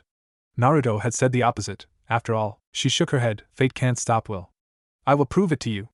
Her form was shaky and overflowing with energy. Niji's precision would have defended against it easily, had he not also taken several hits to important areas. Hinata did not falter. Hinata did not miss. She was Hyuga perfection, jabbing the taken-aback prodigy harshly. Something was wrong. Niji did not shield against her. Thinking fast, trying his hardest to prevent hesitation, Naruto roared, chakra stressing his vocal cords because if there was one time when it was important for him to be loud, win, Hinata, and she did, striking her cousin decisively in the neck, watching, panting, as he collapsed from whoops poisoning and chakra damage. The Byakugan was all-seeing, maybe, but that didn't mean its users were all-knowing. In the short span in which he'd spotted the poison on Hinata, Niji had no way of telling whether the poison on her clothes was a well-known, fast-acting one made from berries found in Konoha's forests and responsible for a dangerous drowsiness when consumed, likely being adapted to enter directly through the bloodstream from a cut, or something rarer.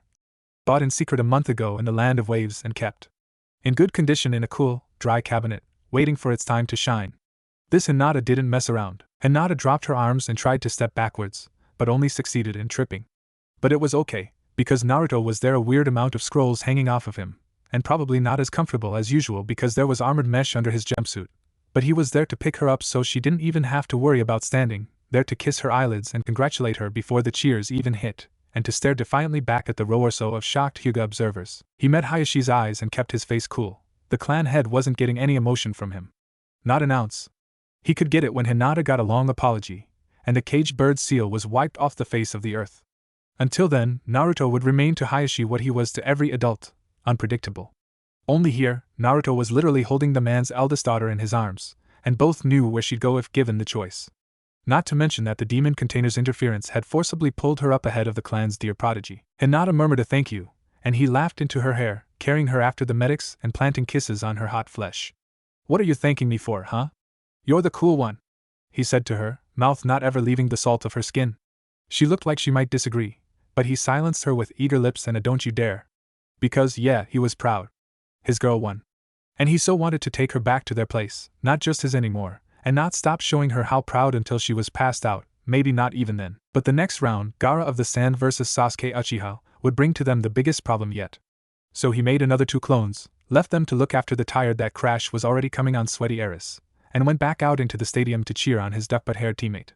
And maybe hope for some alone time when it was all done. Hinata must have been dreaming. But it was a fantastic dream. On both sides of her there was a Naruto, one holding her to his lap, and another sitting on her bed, playing with a kunai. From outside the room, there were shouts. "Naruto-kun? What's going on?" The one with the kunai looked at her, the one holding her pressed kisses onto her neck. She felt her face heat up. She could only imagine what it looked like when your double was kissing your girlfriend. At her blush, however, the Naruto looking at her smirked a bit, and she blushed even more, bringing up a cool hand to cover her warm face, and God, she was tired. Her limbs had never felt this heavy. The one behind her laughed a bit through his nose and picked up the pace of his ministrations. She had a feeling his eagerness had to do with her recent victory and felt an even stronger flare of accomplishment in her chest. Naruto was proud of her, of what she'd done. "We're being invaded." That was like a bucket of cold water on her happy mood. Her eyes widened. "Then why? You're not recovered enough to fight. We're clones. The boss left to make sure you stayed safe. If you'd like, we'll try and help you get to a refugee center. You could help organize the civilians. But you're not fighting." Hinata wasn't sure she could fight even if he hadn't told her not to, but that didn't mean she wasn't going to try. She attempted to get up, aided by the clone she was sitting against, but even the small motion was too much for her. She was completely spent. The Naruto she'd spoken to nodded. "I guess we're staying here, then." She gave a small sigh. "I want to be out there." Naruto smiled a little. "That's why we love you." She stilled, and met his kind face with wide eyes. He seemed to realize what he'd said and fumbled a bit. I mean, if that's okay, I don't mean you have to love me back or anything." She didn't have enough strength to go over to him and silence him with a kiss, but she could turn and give the clone holding her exactly the kind of kiss she wanted to give the original right now. She would have thought she'd be crying at a moment like this, but maybe she was too tired, or maybe something else. But either way, both Narutos looked relieved there wasn't water leaking from her eyes. "I love you too," she said elatedly, winding her fingers in his blonde hair and touching her mouth to his again, eagerly accepting his tongue when it ventured out to meet hers, and arching into him when his arms came around to hold her to him tighter. "I love you," she repeated, and he echoed her, "I love you," and it was just the most amazing sound ever. The other Naruto couldn't keep away, it seemed, and he grasped her to him from behind, planting kisses on her cheek, her shoulder, her neck, in her hair, and breathed her name into her ear. The situation was weird, but she didn't care, meeting the mouth of the Naruto in front of her eagerly, their tongues touching curiously, a little like that first time in his room. She couldn't stop her intake of breath when 4 hands gripped her middle and 2 sets of lips' teeth, 2 tongues made their mark on her neck and collar. The shouts from outside weren't going away, and it wasn't the time for this. But it felt so good to hear and feel and taste Naruto, right here, now, with her. He wasn't far away, he was here, hers, and he'd said so himself. He loved her. And then the door opened, and a silver-haired genin she recognized from the Chunin exams walked in, adjusting his glasses when he saw the 3 of them. "My Naruto-kun. You don't waste any time, do you?" She turned a bright red, ducking her face to hide behind her bangs. There was an invasion going on and she was sitting here, kissing her boyfriend. She was sitting here kissing too. Naruto's reaction was completely unexpected. "What do you want?" he barked angrily, looking as close as a clone could get to calling on the Kyuubi's chakra. The genin shrugged, nothing of consequence. "Your allegiance to Orochimaru-sama." "No fucking way," I figured. "Which was why I came here for her." The genin nodded at Hinata. "It's quite sloppy of you to leave your most important thing unattended by anything except clones. One might question you having any feelings for her at all. But I guess we'll see." The genin withdrew 2 scalpels, which glinted maliciously in the white light. Hinata all of a sudden felt a lot more tired than she was a second ago. Motherf! Sasuke didn't get to finish his curse, because a giant, sandy hand whipped out and slammed him against Naruto, who was extremely irked to find himself the cushion for a not at all delicate 12-year-old boy and happily finished his swear for him. What do we do? Sasuke asked him. Naruto licked his lips, observing the raccoon's agitated motions. The Ichibi was still adjusting. They could use that. His gaze then narrowed on the sleeping genin being held against the raccoon's head by sentient sand. We have to wake him up, Naruto said. And how difficult is that gonna be? The tanuki let out a deafening roar. The redhead did not stir. Sasuke didn't need an answer. Can you hold him in place? Naruto urgently asked the apprentice seal master. Sasuke paused as well as one could pause when one was dodging flying trees and sand and considered, pulling a perfect sealing brush and ink tablet out of another pouch he'd attached to his waist. The rest of Team 7 gleefully called it a fanny pack when Sasuke wasn't around to spit literal fire at them. Naruto grit his teeth against the slowness of the analysis. He was 6 or so years ahead of the other ninja, and as such had 3 restraining designs capable of sealing a tailed beast on hand automatically. This battle had ended without the use of Sasuke's skill or sealing jutsu last time, though, and this time around, there was actually going to be some teamwork involved. Sasuke needed to use his newly acquired discipline in a battle, and Naruto suddenly pulling the brush out of his hand and whipping out a big-ass seal design with the help of 3 or so clones would not only insult his teammate by insinuating that he wasn't of any help, but would also lead to the question of just where in the hell did Naruto learn how to whip out a restraining seal. In addition, as important as this fight was to Gaara, Naruto, and the rest, the battle was relatively mild compared to the ones Naruto had been through before, and it would be easy to intervene using Kurama's power if the skirmish somehow grew out of hand. Distract him, Sasuke yelled, and tried to keep him in the same area. He sliced the kunai neatly over the flesh under his thumb and deposited the blood into his tablet, frantically stirring the ink at the same time as attempting to still the flow, and accidentally spilling a few precious droplets over the edge. Decrease in performance due to blood loss wasn't something Naruto had ever suffered from, due to how his metabolism apparently had him replenishing his blood supply several times faster than any human, but he imagined it just added another stressor to the 12-year-old. The amount of blood his body held couldn't be enough to keep supplying him with the base for the mixture through a battle if this didn't work right away. Naruto did as instructed, a squad of clones poofing into existence, and charged the sand monster, the 9 tails chakra quickly coming to his limbs and aiding in his taking of large chunks of the Ichibi off. He reformed, but not fast enough to move from his spot under the pressure of 9 or so Naruto Uzumaki, and to the great annoyance of anyone who'd ever challenged him to a battle of wills, Naruto's stamina meant he could keep it up into the week. Meanwhile, Sasuke moved between the still-standing trees and carefully painted down markers that Naruto knew would communicate with each other and work to keep the chakra used inside the seal just as soon as Sasuke painted its main part into the outside. Sasuke finished with his perimeter and jumped out, just a little to the side of one of the trees and, with another slice, to his opposite hand this time, quickly had a seal for restraining someone mapped out. Regretfully, the amplifier he'd used was not going to be enough to hold back a tailed beast with his chakra. But here, Naruto could help. Abandoning his clones, the Jinchuriki jumped to the side of his teammate. What's up? I don't have enough chakra. Sasuke watched the continued thrashing of the monster, pale and visibly upset at the realization that he was now short on blood and chakra, and nowhere nearer to accomplishing the set task. Naruto snickered, drawing the heir's attention to him. A glance was exchanged between the two where Sasuke realized just what the blonde's grin meant. He stepped away, and Naruto thrust 2 chakra-charged hands down onto the seal, a third of his chakra disappearing in the effort to still the now very enraged chakra beast. The Ichibi struggled against the confinement, but it would hold. Jiraiya's sealing techniques were nothing to scoff at, and neither was Sasuke's mastery of anything he'd attempted to learn. Now what? Now Naruto began, but froze. Hinata. One clone was down, the other was chasing after a speedily retreating Kabuto, who was missing an arm, plus drugged and unconscious Hyuga Eris. When the hell did this go downhill so fast? Naruto had to finish this quickly, and that meant no more time for Sasuke to participate. He shifted to all fours, and urged Kurama to give him as much chakra as he could take, and suddenly, there wasn't a human besides Sasuke anymore. He was barely humanoid. The conclusion was reached quickly, with a terrifying amount of chakra, perhaps overkill, but he didn't care, being fired at the Ichibi and blasting Gaara away from the sand, jarring the connection between Ichibi and host enough that the boy was soon blinking sleepily and with much alarm at the blonde who was absolutely pouring out malicious chakra. You're like me, Gaara said, puzzlement coloring his expression. Naruto knew that Gaara had seen him around his friends and likely assumed he was like every other ninja. But now, your philosophy is screwed up, Naruto said, knowing time was ticking away, but his clone wasn't gone yet and he needed to say this, otherwise some messed up shit could occur. Sasuke was getting better at the whole needing others thing, but leaving 2 emotionally stunted teens together had never resulted in anything good. Loving only yourself, working towards a goal that benefits only you? Don't make me laugh. That's not worth a thing. That's less than nothing. He watched Sasuke run towards them, and made quick work of powering down the QB's chakra. You work for your friends, your family, Temari and Kankuro in the distance, hurrying towards them with alarm on their faces. Their dangerous, murderous little brother was under an enemy shinobi's kunai. Sasuke's appearance meant another few movements of the brush had Gaara unable to move, and Naruto left a clone with the quad so he could get the hell out of there. Orochimaru's hideaway was more than a little far from Konoha. Naruto's muscles burned not only from the fox's chakra, but from running so hard for such a long distance. And then he'd have to fight when he got there. His clone had successfully avoided being popped in his pursuit of Kabuto in order to see where the spy was going, though the gray-haired traitor wasn't trying very hard. Naruto needed to know where Orochimaru was, after all.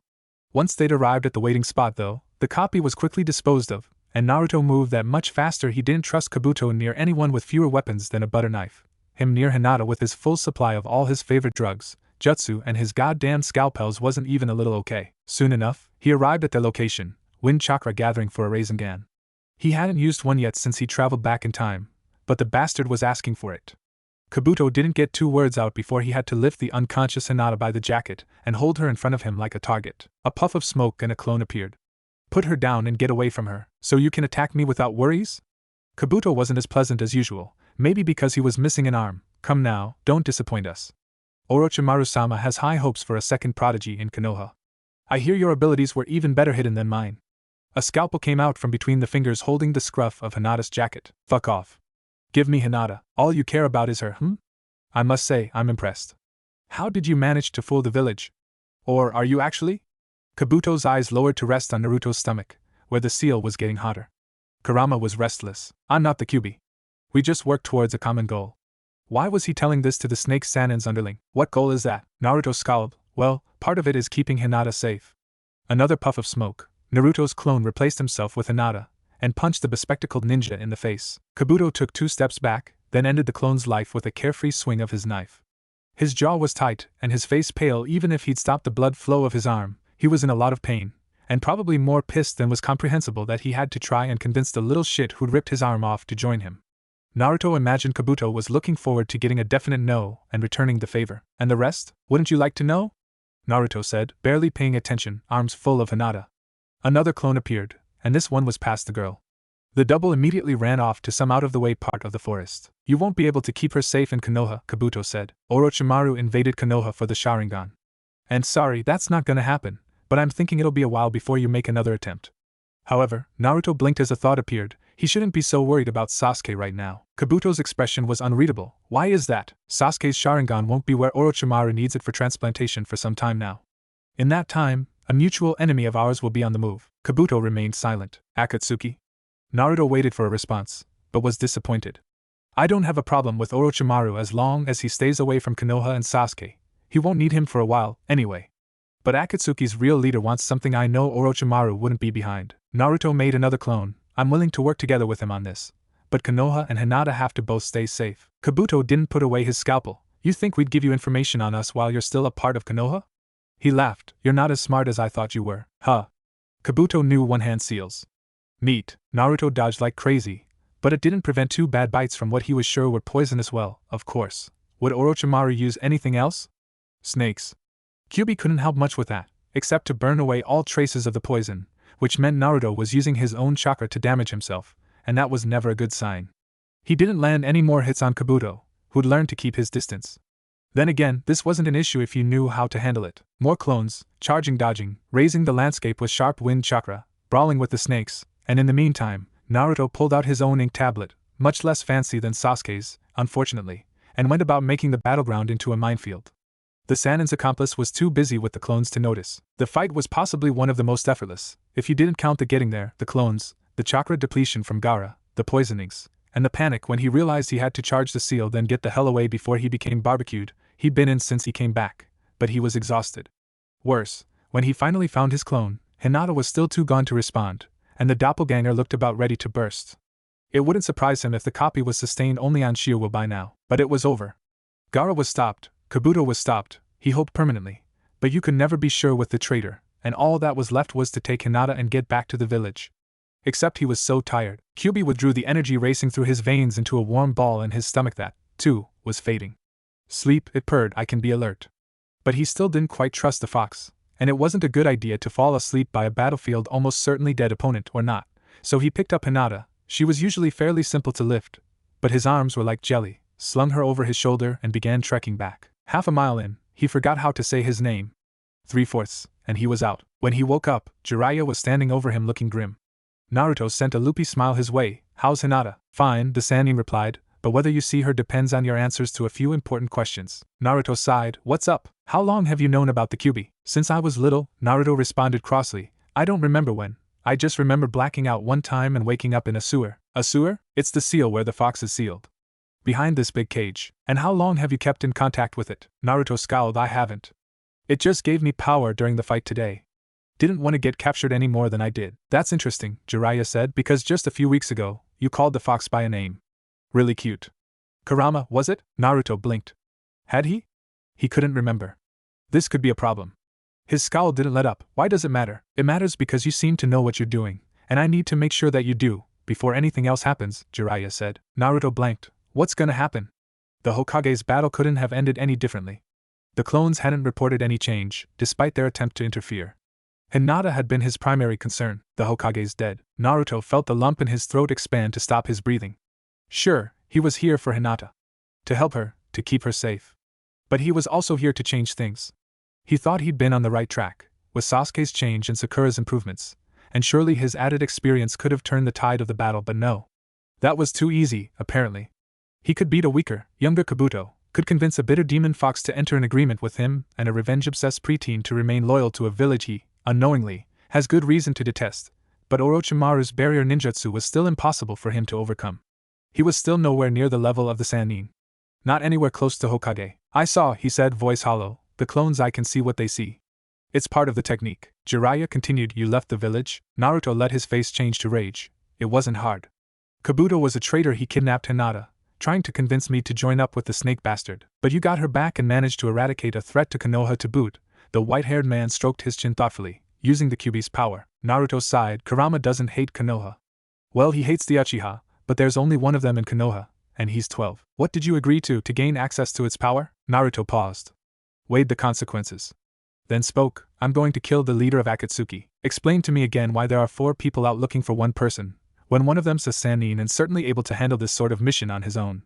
Sasuke asked, absent-mindedly finishing a storage seal on his arm and depositing 2 kunai into it, then moving a wrist guard to cover the ink. You're Jiraiya's apprentice, so you're definitely coming with him, Naruto listed, and Hinata's too injured to help repair the village, but not so much that she can't come with us, and the Hyuga needs some time to come to terms with Hinata's badassery, and I want her to come. Okay, Sasuke ceded, but that still leaves you. Naruto shrugged. Jiraiya asked me to. I think it's exciting, Hinata said. Tsunade-sama is a big deal for Kunoichi. Naruto grimaced. I wouldn't expect too much. She hasn't stepped foot in the village for, 10 years? I'm thinking she's not gonna be too enthused about coming back, even for the Hokage position. Sasuke gasped. What? Even for the Hokage position? Naruto snickered. Shut up. Hinata giggled. But it is strange that we have such a large group, enough to make a genin team. The important thing is, Naruto began seriously, then slung his arms over both of them and pulled them in close. We're safe, we're together, and we're on a glorified vacation from cleaning duty. Don't get so comfortable, brat, Jiraiya said, leaning over the 3 of them, but not helping Sasuke in his attempt to get away. This is a training trip for you too. Even the lady's gonna be putting her tracking skills to use. Hinata puffed her bangs out of her eyes, but seemed fine with it, like she was expecting some sort of a catch. Alright then, Naruto said, let's get training. Not yet, Jiraiya said, we should probably at least start on what we're being paid to do first. Taking advantage of the fact that no one had yet noticed they'd crested the hill, Jiraiya gave a dramatic sweep of his arm over the view. Even Sasuke was able to appreciate the sight of the festival. Below them, the town bustled.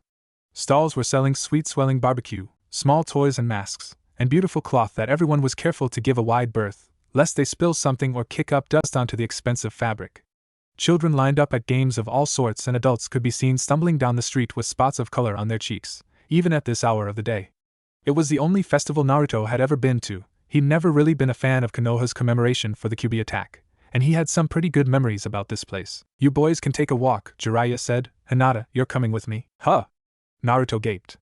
Last time he was here, Jiraiya had ended up in something he'd been sure was a brothel.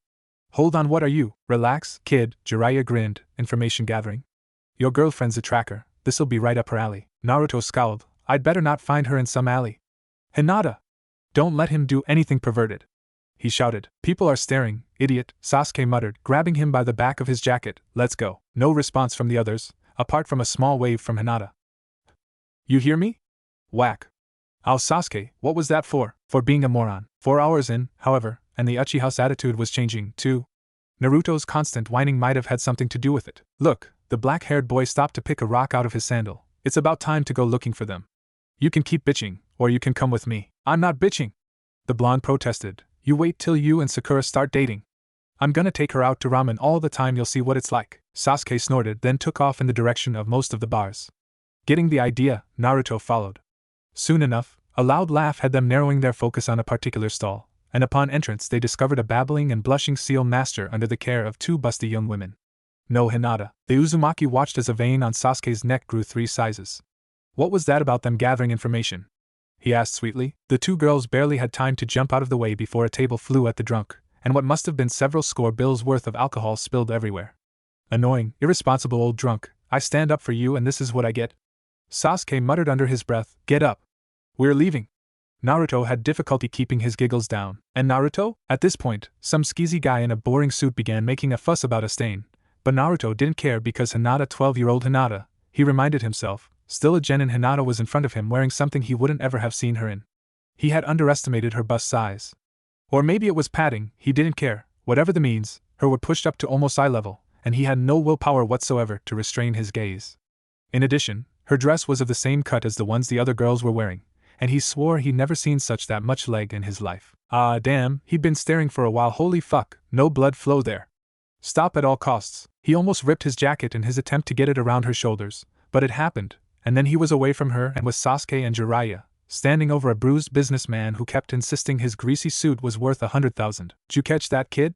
Jiraiya asked him with a grin, or were you too busy staring at your girlfriend's rack? Naruto was dangerously close to raising his own face. It was for training.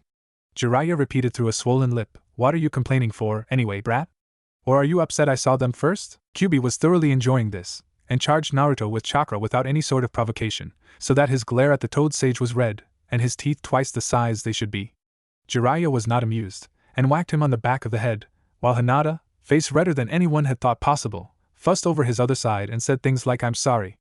It's embarrassing. Just please don't mention it. Which, of course, made the situation even worse.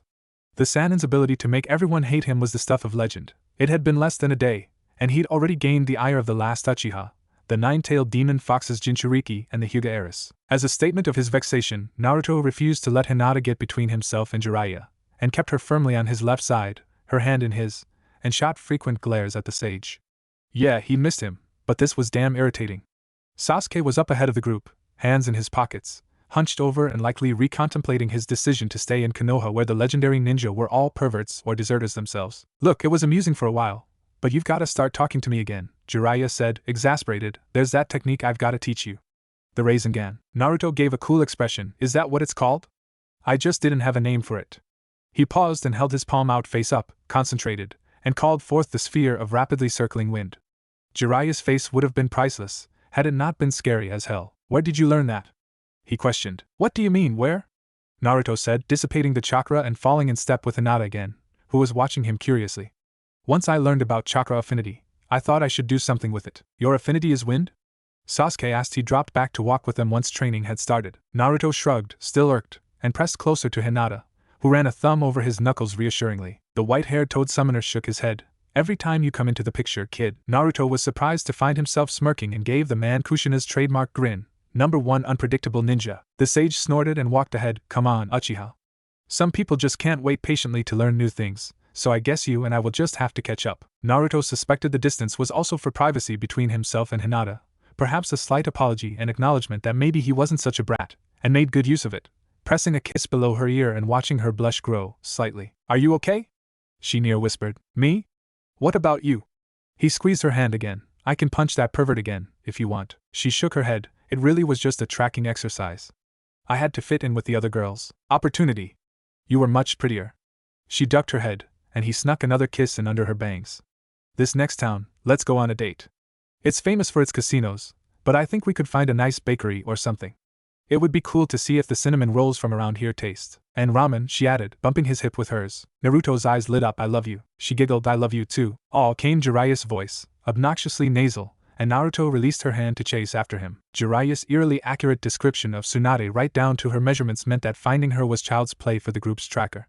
Hinata had them face to face with the woman within half an hour, and Jiraiya's smooth talking got the group ushered into a booth where, to his slight exasperation, Naruto was sitting directly across from the slug Sannin. Tsunade hid her emotions at his appearance well, but he could still see the way her gaze lingered over him, the son of the fourth Hokage and the bloody habanero. He gave her a big grin. "Come on, Granny, why don't you come back with us? You can keep the hat warm for me." Her face immediately wrinkled in irritation. "Brat, you don't know a damn thing about that village. It'll destroy you." Naruto scrunched his face in distaste. Jiraiya and Sasuke's attention piqued. He was acting like a brat, and that usually meant something interesting was about to happen. "Man, what are you acting so stuck up for? Konoha's a nice place." "Nice place, my ass," Naruto thought. "Still the same prejudice everywhere. Won't let me walk into a shop unless someone of high standing's there to glare them into submission." But Tsunade didn't need to know that. "Yet, you're the one who doesn't know what he's talking about," Tsunade said, anger rising. "Konoha took my brother away from me. My gramps died in service for Konoha, too," Naruto said, whining. "That doesn't mean it's the village's fault." This was almost getting annoying. He didn't know how long he could keep up that whine. "The Hokage was a fool," Tsunade said bitterly, "and so is anyone who chooses to stay in that village." Thump! Hinata's fist came down on the table. Sasuke and Jiraiya looked like they might have said something, too, but their expressions morphed into stunned surprise at the look on Hinata's face. "Stony. Hyuga, don't you dare say that," Hinata said, voice firm. "Don't you dare call Naruto a fool for choosing to give his life to Konoha." Tsunade blanked. "He's given more to Konoha than anyone should have had to." The emphasis was strong. Tsunade's intake of breath meant that she understood exactly what Naruto's childhood had been like, and maybe more privately, that she ought to have been there, if only because no child should endure being alone.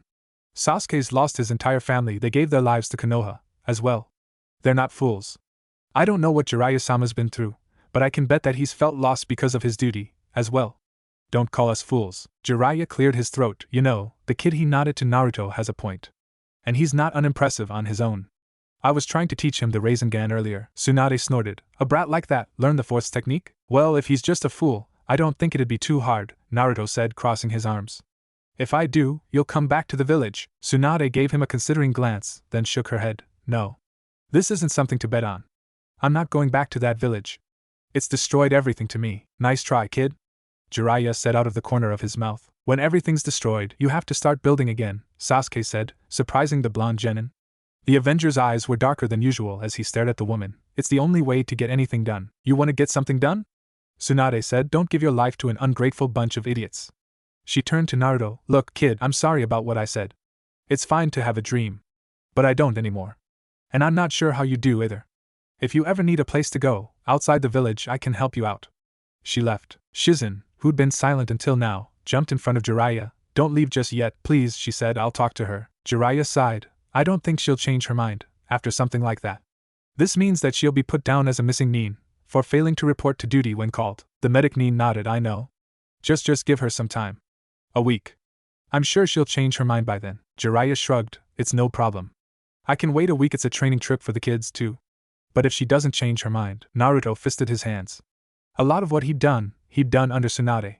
He wasn't sure how his plan would play out under the rule of someone chosen by the council, and he didn't want to find out, either.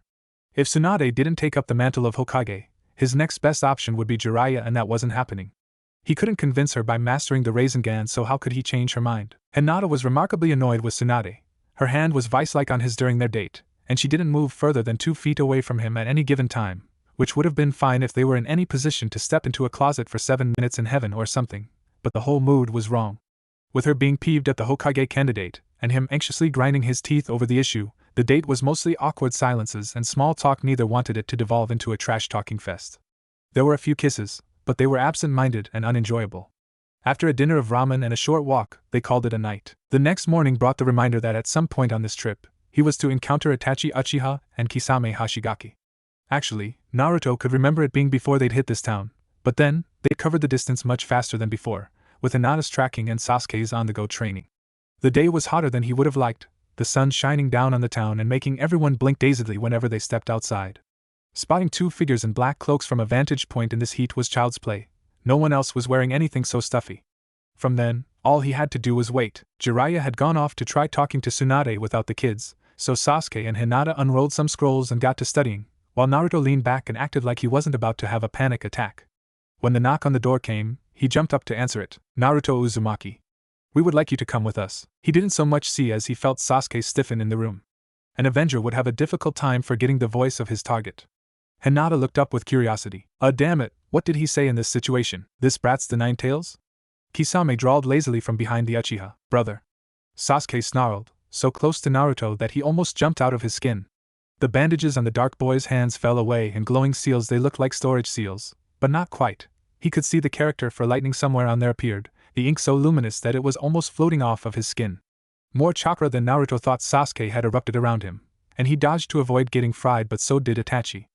Hashigaki ended up receiving the blow head-on, and was blown back, electricity dancing around his body. Naruto twisted around and saw Itachi bending over Sasuke, grabbing hold of his arm and using a move so elementary no one would have expected it to sprain his wrist, then tossing him away.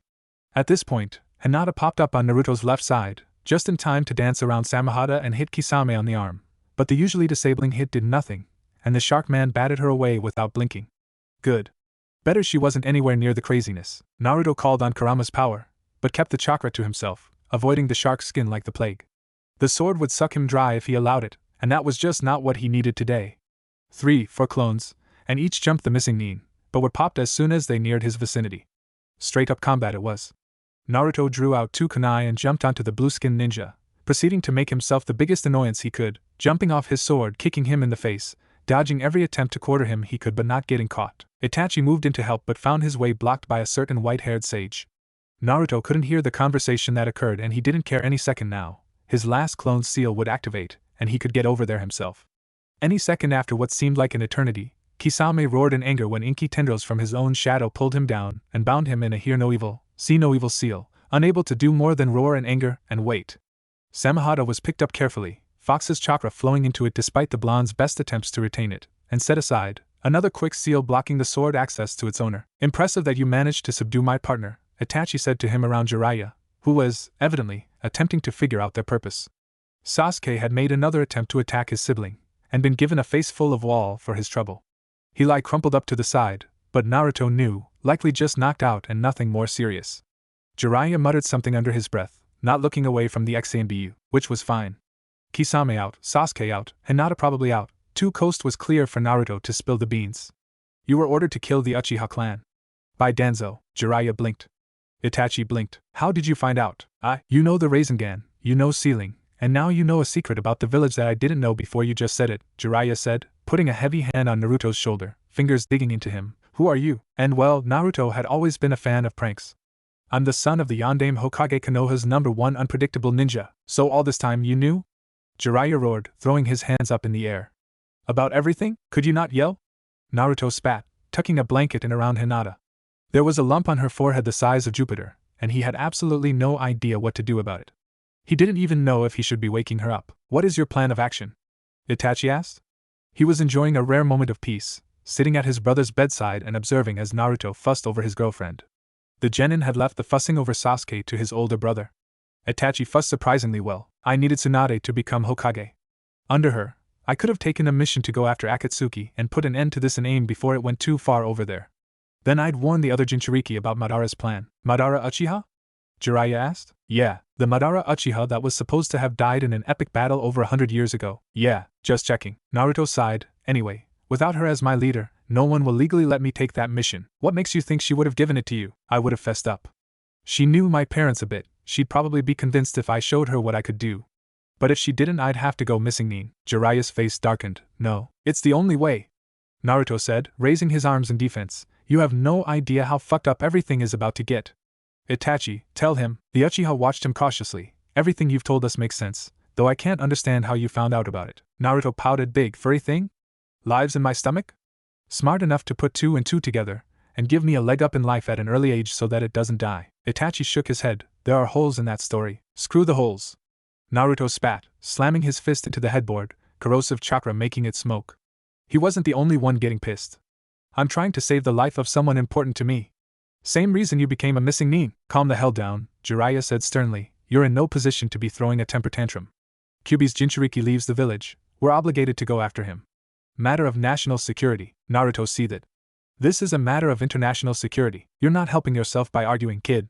Or by letting Kyuden fuzzy out to play. The demon container reigned in the fox's chakra. Deep breaths. And Hinata? Itachi asked pointedly. How will she react when she hears her boyfriend's abandoned her home? Naruto sighed. I don't know. Her safety's most important though. Itachi nodded, and rearranged the compress on Sasuke's head. Jiraiya looked like he was going to start beating his own head against a wall. No, you, he pointed at Naruto, are going to sit your ass down, wait for your friends to wake up, and then come back home with me. You, he pointed at Itachi, can sign yourself up for a toad summoning contract and begin submitting regular reports to myself about Akatsuki's behavior. You're not getting it, Ero-sennin, Naruto growled. This has to be done. With or without your approval. I'll take my name being dragged through the mud to ensure my village is safe. Jiraiya took a deep breath. You are not becoming a missing nin? You're not my damn guardian, Naruto said. Then, realizing just what that sounded like, decided he might as well top off the 12-year-old act, and jumped out the window. I don't know what happened, exactly, but I'm here if you want to talk, Hinata said, limping up to him. The blonde sucked in a guilty breath. The bastard sent you to get me? Me and Sasuke, she said, accepting his arm around her waist and leaning against him. I just found you first. They lapsed into silence. Naruto's mouth went to her cheek. She tilted her head up and their lips met. The street was on the outskirts of town. There was no one around. The sun was going down. It was pretty much the date they'd been hoping for last night.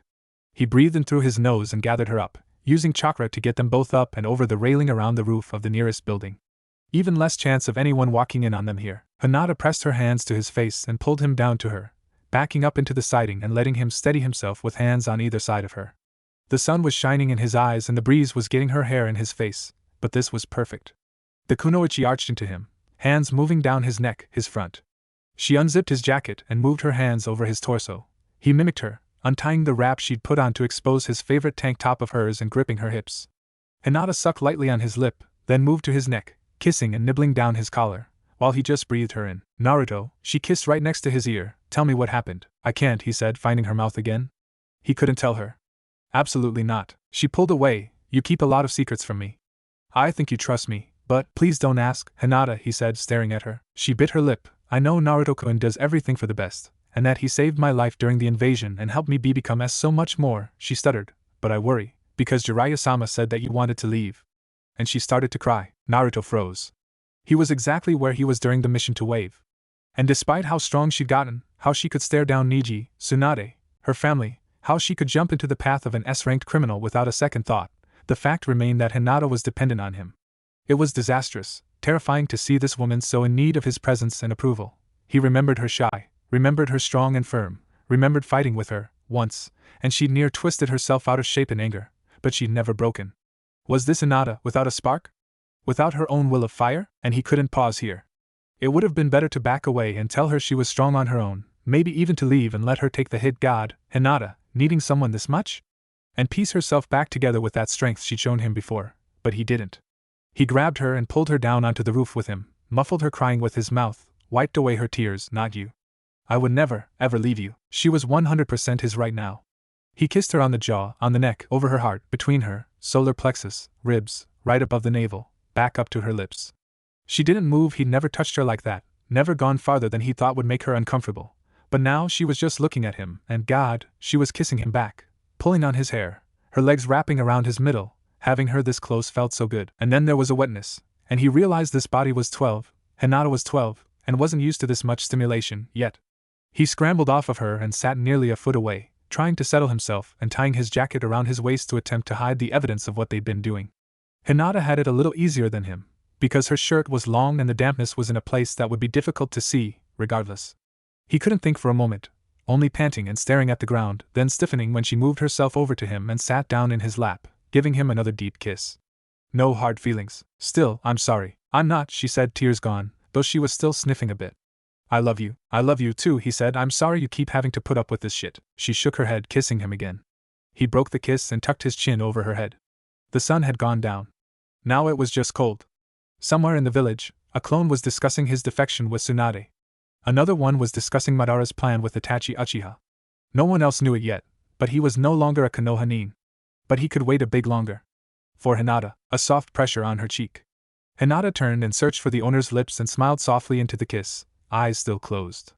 She shifted, trying to get comfortable on the wall she'd fallen asleep against, and attempting to salvage what warmth the night would let her have. A jacket not yet cooled by the morning air was wrapped around her, and she breathed out, and "Ku. Cold." Another kiss was pressed to her temple, and she fell asleep again. 3 women traveling the countryside alone was enough to make anyone suspicious. In fact, it downright screamed ninja. To those not in the know about these things, however, the 3 ladies were just another set of faces that could be easily forgotten. But as any lecher would know, a set of like Tsunade's wouldn't leave the memory of the local men anytime soon. Damn fine, for an older woman, the old man chortled, and her nieces, MMPH. Thank you, Jiraiya said, smiling, and punched the pervert in the gut. Now if you want to keep whatever you've got on you, you'll tell me which way they went. He brought out a Konoha forehead protector that had a slash carved through the village's design. They're runaways of your military, citizen. The man quickly fessed up anything he knew about the 3, eyes shifting nervously to the 2 kids that were with the white-haired man. Sasuke looked murderous, with a hand that stayed at his belt at all times, likely on some sort of weapon. The other was Hinata, who probably looked like she'd start crying at any moment. Both sported a forehead protector identical to the one the white-haired ninja was bobbing up and down, minus the slash, and thus both could probably be counted on to kick his ass just as well as the senior could if he tried anything, not that he was that stupid. Hinata, for the most part, just tried not to cry. Sasuke had done a decent job of talking her out of a panic attack this morning already, and she didn't want to put him through that again. No matter the fact that she'd spent more time with him than probably any girl in the village, Sakura not included, he was still uncomfortable around her, and her tears. He was also gruff in any comfort that he offered, and probably would move into slapping her into her senses if she kept it up. Naruto had left. He'd left her. Right after he told her he wouldn't leave, he left. And she didn't understand why. Jiraiya had told them both about the possibility of Naruto going missing for whatever reason. Though the news had startled her, she noted that the Avengers' reaction was nothing short of stupefied, as well. For the most part, Hinata was aware that Naruto was of the steadfast belief that Sasuke would abandon the leaf in the future. She was also aware of his earnest efforts to prevent that from happening. Extensive training, team bonding, and gentle steering in the direction that would aid the Avenger as best as Naruto knew. And Naruto knew better than almost anyone. He'd been the one to train with her when even she thought she was hopeless. She hadn't been paying attention to it, but during the exam she'd acknowledged that since they'd started dating, she'd become bolder. Still shy, still embarrassed when all attention was on her, but her stutter was mostly gone, and her posture she straightened up. Naruto wouldn't want her to slouch had improved tremendously. She could now look the person she was speaking to in the eye, and didn't hesitate to correct someone when they made an error or decided a little too quickly. For Hinata, Naruto had been her first kiss. Right there, in that dark training field, with all the poky shrubs and dewy grass, that was where Naruto had told her his biggest secret, and kissed her. She shifted, gripping her arms and pretending to look to her right while actually burying her nose into the collar of his jacket. It still smelled like him. Like soap and boy. They used that field to train after that. Many times, Hinata had been pushed against the bark of a tree and kissed senseless, driven to completely unfair distraction by his hands. He could massage her head gently after several minutes of attempting to kick it, and succeeding a few times. Or pin her arms up beside her and tickle her neck only to be released as soon as her heart rate had settled and given just enough time to dodge before a chakra-charged fist landed where she'd been. Then they'd go home. Recently, she'd started staying over, and sleeping with him on his warm mattress. He was a cuddler. She could wake up with him having curled up against her so they were nestled like spoons, or half on top of him because he'd pulled her over onto his chest. She'd woken up alone before. Been ready to get ready alone, like always, but then been surprised by him in the kitchen. Instant donuts smelling like sugar and cocoa, scrambled eggs and mini hot dogs. The gutsy ninja on the coffee table. It was so domestic.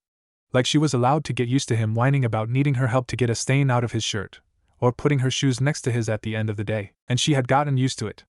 To him singing the same 3 lines of a song that he refused to learn the actual lyrics to while he washed his hair, or to him hugging her unexpectedly from the side and kissing her cheek.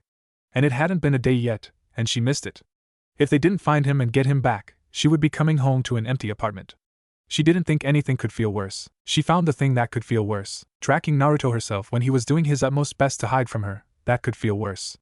Finding that the henge he'd taken on also did that squinty thing with her eyes that he did when he got upset, that could hurt. Watching him spring 2 traps on Jiraiya and Sasuke, and then feel their eyes on her when Naruto just walked up to her, that felt terrible. Naruto. She wouldn't cry. The henge disappeared and all that was left was him in his white shirt with a miserable expression on his face. Hinata.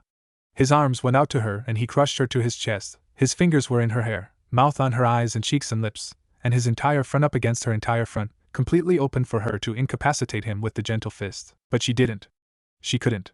Niji would no doubt be satisfied to hear that no matter the strides she'd made toward being a skilled kunoichi, when it came to doing her duty and stopping a missing nin, she couldn't do it. Instead she clutched at his shirt, kissed him hard, pressed up against him, desperate for him to change his mind. Did he want more of what they'd done on the roof? That was fine. She'd do it. If it was Naruto, she wouldn't mind. He wanted her body. He had it. But please don't go. I'll be back, he promised between kisses. No, you can't let this hold you back. No, I'll miss you. Then don't leave me. I'll think of you every day. I'll think of you every hour. Every time I'm called to duty, it will be because you made me into a ninja. Remember what we talked about.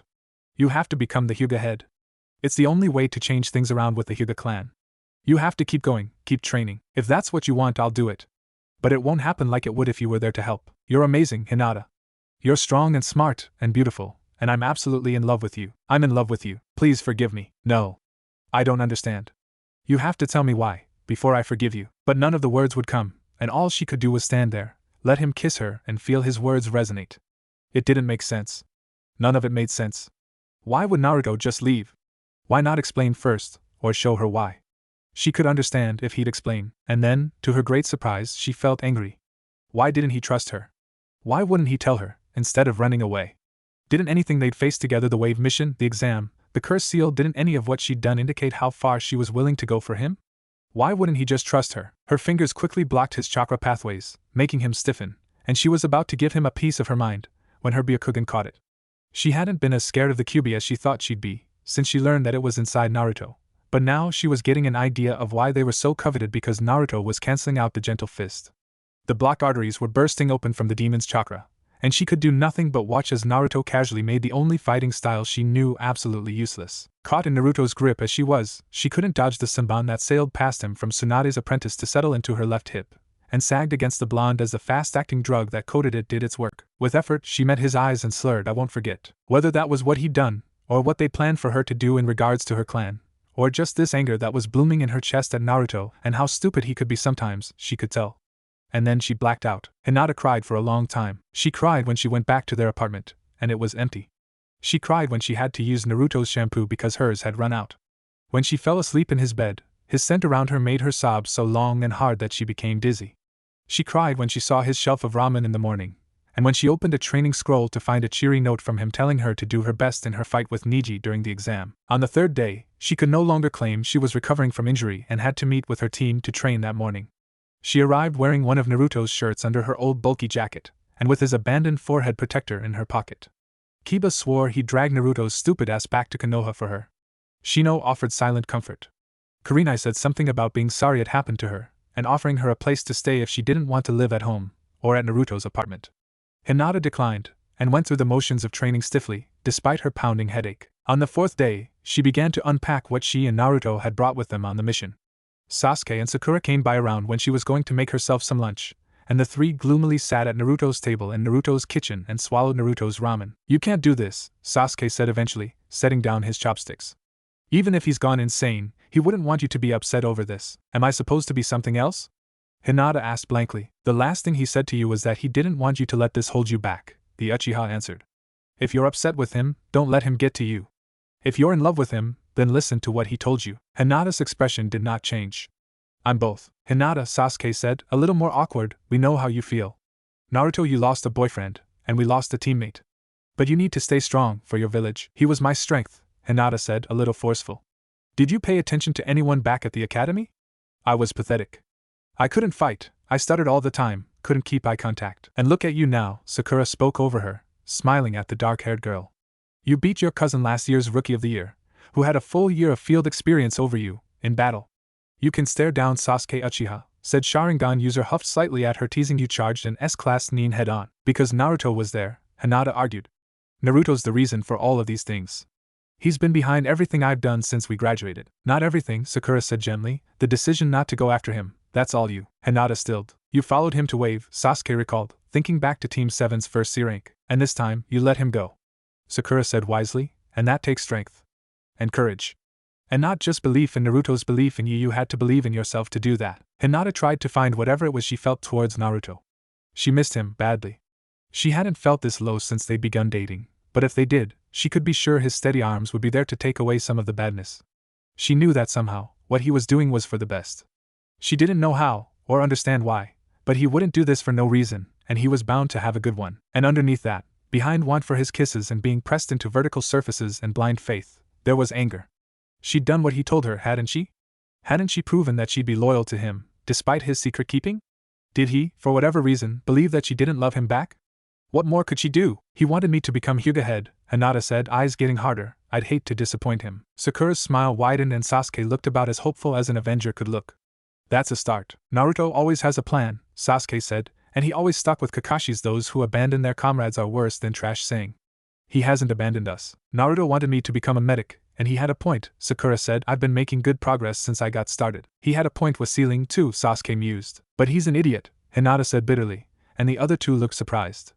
Maybe he somehow knows exactly what we're capable of, and maybe he's a genius fighter or leader, but he should tell us when he has a plan.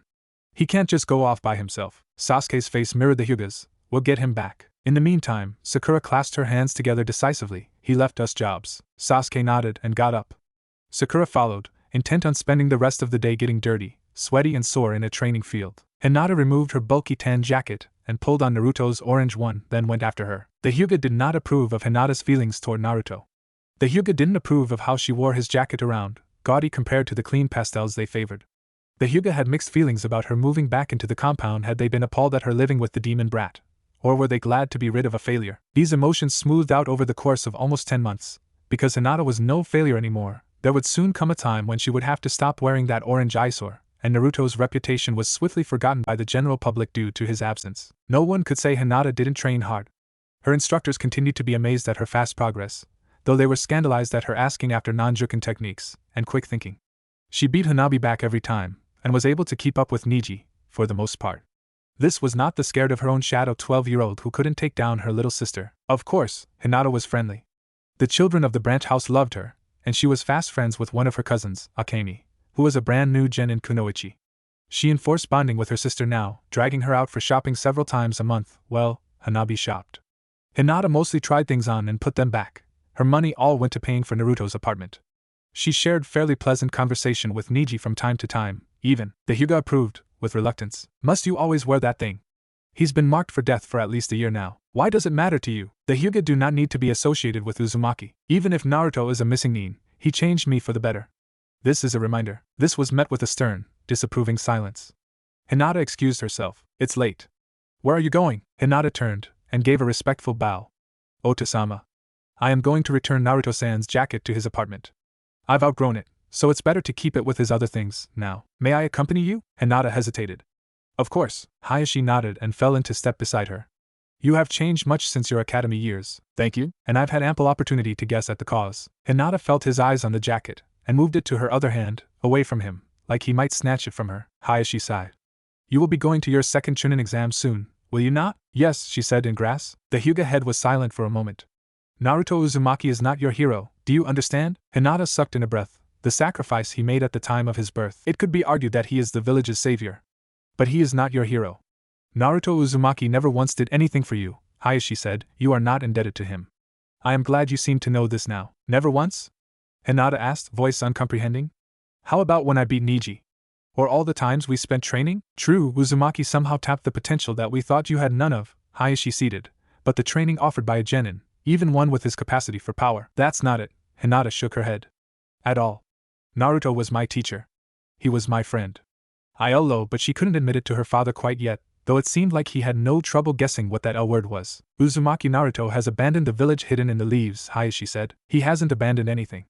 Abandoning would mean he has no intention of seeing this place again. You cannot expect that he would return to you. Hyuga in general didn't gape, but if Hinata needed to describe her father's expression, that was the best word for it. She nodded. The emotion on his face disappeared, and she was scared for a moment that he might hit her, and how she should react if he did. And not to me, she said quickly, then winced at the stutter. Not to me, she said again, at least, not just for me. He Naruto-kun always has a plan, she said by way of explanation. The person he's currently on the run with is Tsunade of the Sannin. Jiraiya-sama has hinted that Naruto's gone for some reason of his own, and I don't find that difficult to believe. Naruto will return to this village. And then, Hayashi raised an eyebrow, and then, Hinata exhaled, Naruto gave me the task of becoming Hyuga head in the meantime, and I would rather lose my eyes than disappoint him. She met her father's gaze steadily. She could hear her blood rushing in her ears.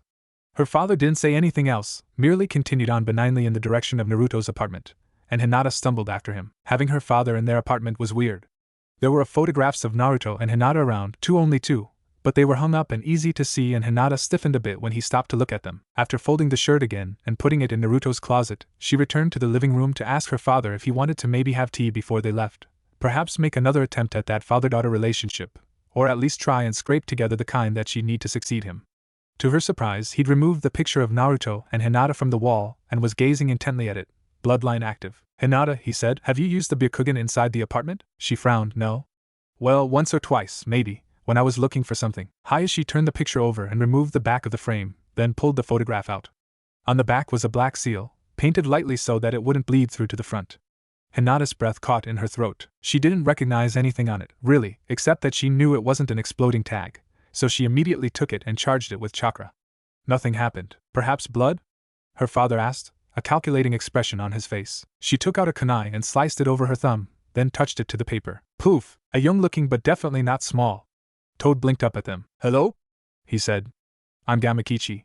You got any snacks?" Too many dreams about the old Hinata. Too many dreams of pearly teeth disappearing behind a mysterious smile, white eyes crinkling in happiness, long, dark, sweet-smelling hair, soft skin, neat fingers and the way they moved over his flesh. How it felt to touch her. He woke up thinking she was next to him too often, and his frustration had Kyubi hissing at him for calling on his emotion-fueled chakra without legitimate reason. Too many dreams of waking up next to her.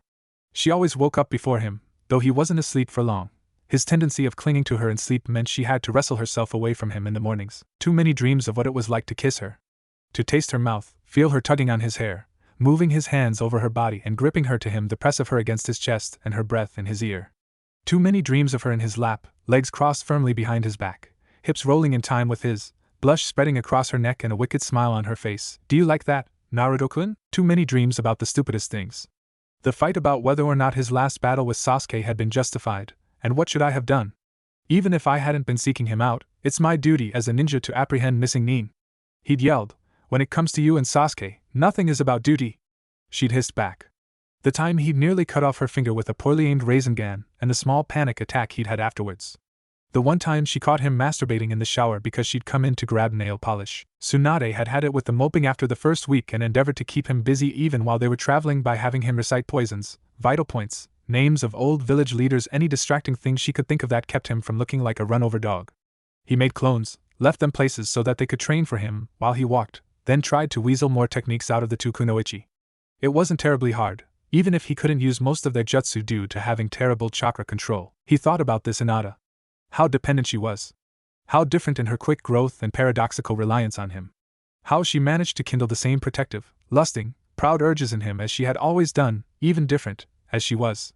He thought about her, and did his best to stop. There was very little he could do to amuse Tsunade. Then again, once someone realizes you've been masking your emotions, the cat was out of the bag the same night he met Tsunade, which was a record, if you didn't count Niji. Unless they were also some level of twisted, like Kakashi, they wouldn't typically play along. She knew he was running away from Konoha, too, and that he kept in contact with someone who had slaughtered one of Konoha's most elite clans, but that he nonetheless claimed that what he was doing was for the good of Konoha. The Sannin had managed to keep her nose out of it for a while, as opposed to Shizen, who inquired and immediately gained the information she desired from the genin, but promised to keep it quiet so that Naruto would be the one Tsunade would have to ask. But after an in-person encounter with Itachi Uchiha, she decided she actually had to know what was going on with her companion, for her own well-being. The speech about teamwork, friendship, and love for Konoha that followed probably could have taken down Kakashi, Iruka, and the late Hokage, but it made no visible dent in the busted medic nin. Whatever those were full of, it wasn't compassion. But it might have just been her way of going about things like this, because the next morning was the first one that Naruto woke up drenched in ice water, and dodging Saban flung by an amused Shizen, who swore that it was all her mentor's idea. Tsunade's face stopped twisting into a scowl at the mention of returning one day, but Naruto didn't bring it up.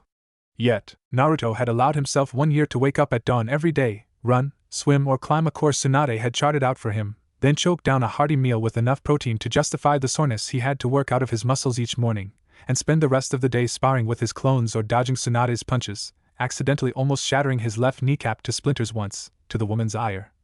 Topping it off with an evening of increasing his chakra capacity. In quiet moments, when he wasn't moping or answering Tsunade and Shizen's 20 questions, he thought about how to get through to the members of the Akatsuki, though having Itachi on his side already guaranteed Kisame, for whom Itachi was the closest thing to a friend the Shark Man had probably ever had.